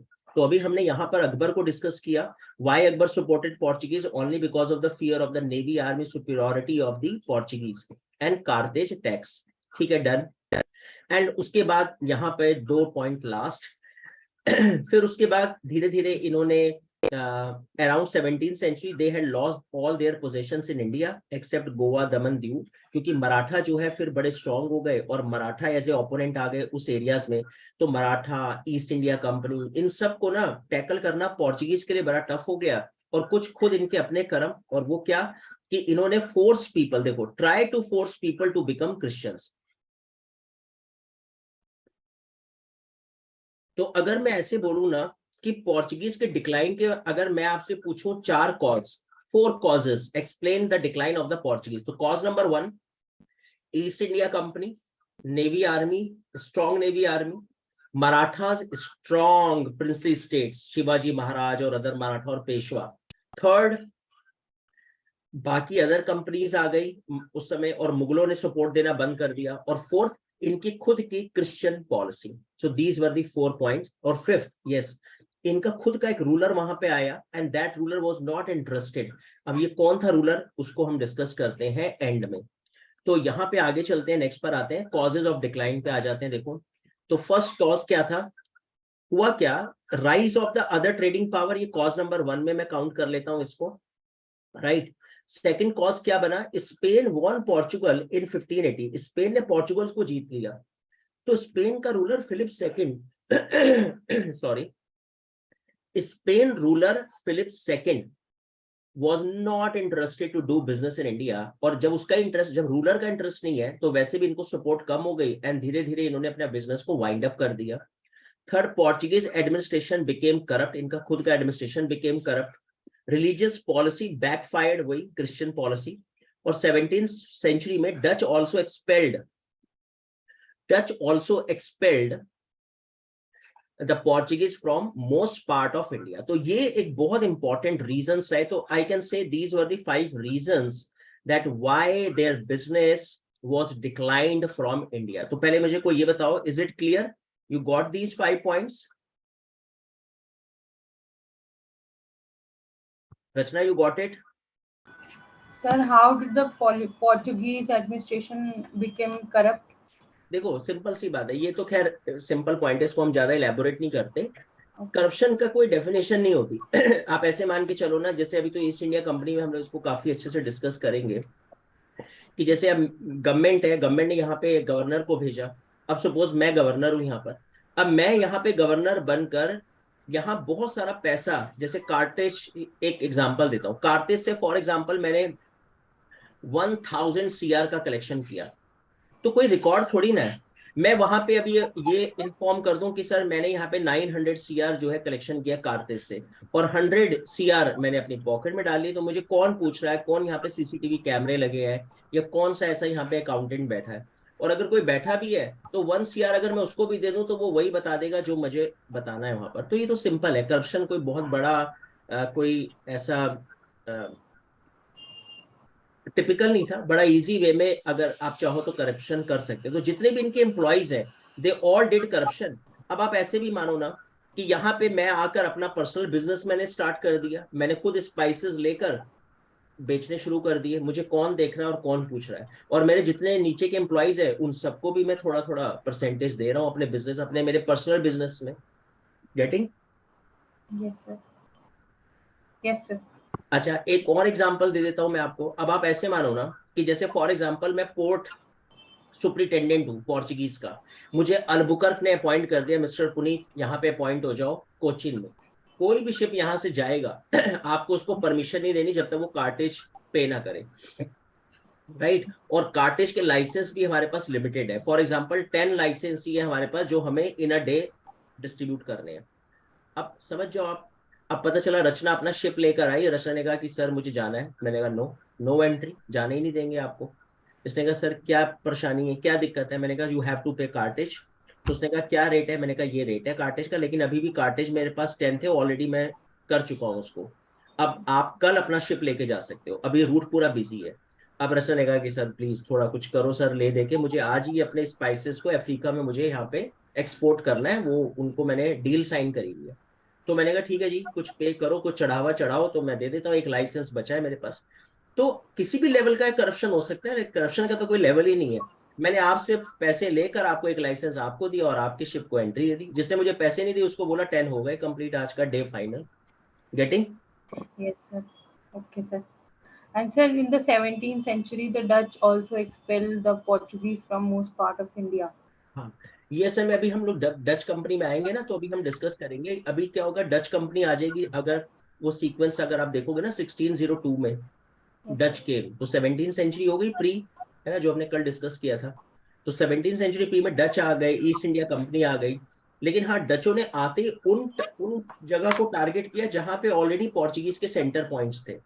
तो इनकी तो सीधी लड़ाई आते ही शुरू हो गई। ईस्ट इंडिया कंपनी को तो फिर भी they took time, 30 years 40 years they started struggle with Portuguese, लेकिन डचों ने आते ही इनको रिप्लेस करना शुरू कर दिया। और मतलब ये एक एक एनिमिटी इनकी स्टार्ट हो गई डचों के साथ। करेक्ट? Okay, sir. अच्छा Yes. खैर, आगे चलते हैं, नेक्स्ट पर आते हैं। तो बस फिर उसके बाद ये टाइमलाइन है जो मैंने आपके साथ डिस्कस करी। तो यहाँ तक क्लियर है, पोर्चुगीज के बारे में आपको क्लियर हो गया, इनके सेंटर पॉइंट्स हमें समझ में आ गए, इनके गवर्नर जो इंपॉर्टेंट गवर्नर्स थे वो हमें समझ में आया, gun boat policy, blue water policy, cartaz हमें समझ में आया।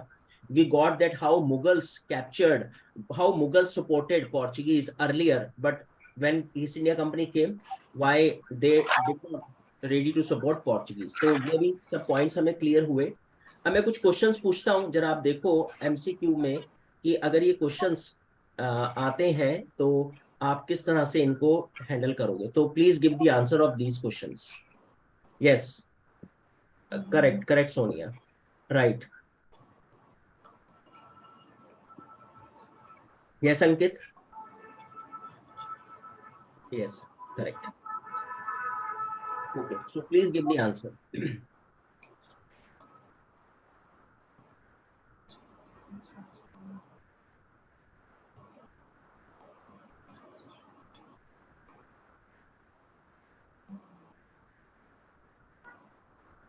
Okay, so A, okay, C, okay, D, okay. So Neha is saying B for Bombay, okay, and Sonia A, Rohit A, Ankit A. B sir. ठीक है, देखते हैं, check करते हैं. B, Yes, Rachna, what is your answer? B sir, B. B for Bombay. Yes sir. Okay, तो ठीक है, check करते हैं. Trade in agro based products like cotton handicraft was a major reason for which led to the advent of Europeans. Yes, correct है. India was the major source of the tea. Tea के तो हमने कहीं discuss ही नहीं करा, तो मेरे ख्याल से सेकंड तो बिल्कुल रॉन्ग है. और अगर सेकंड रॉन्ग है तो बस मुझे लगता है मैं यहीं से अपना आंसर निकाल लूं. ए सी डी, नहीं नहीं, नो नो नो. और इसका मतलब मैं ना तो ए को लगाऊंगा, ना मैं सी लगाऊंगा, ना मैं डी लगाऊंगा, और मेरा आंसर जो होगा वो बी फॉर बॉम्बे होगा. फिर भी देख लेते हैं, चलो. Sea route were discovered in order to reduce conflict taxation, which were generally faced during land-based journey. Yes, correct है. Very good, Rachna. Very good, other students. Clapping. Okay. ठीक है, क्वेश्चन नंबर 2 पर आते हैं. तो देखो, बताओ इसका answer.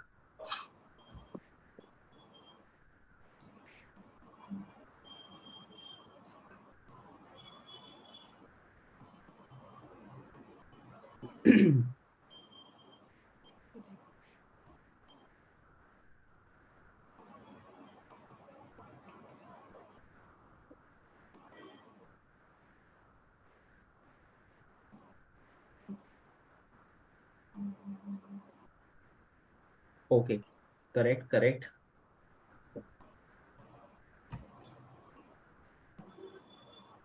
Okay, so maximum students saying B B. sir. Okay, yes, Rachna, your B, answer. B sir. B for Bombay again. Okay. Vasco Yes. da Gama was received by the local ruler Jamorin. Yes, correct है. And जब वो return हुआ तो उसका 20 times, I think 60 times था, तो that's why wrong है ये. Vasco da Gama set up a trading factory at Kannanur with the establishment of trade like Calicut, Kannanur, Cochin. Yes, correct है. So 1 and 3 correct है, and 1 and 3 B में are correct. Okay, very good. Correct है, right answer B for Bombay. Okay, question number 3 पर आते हैं. Yes, please give the answer.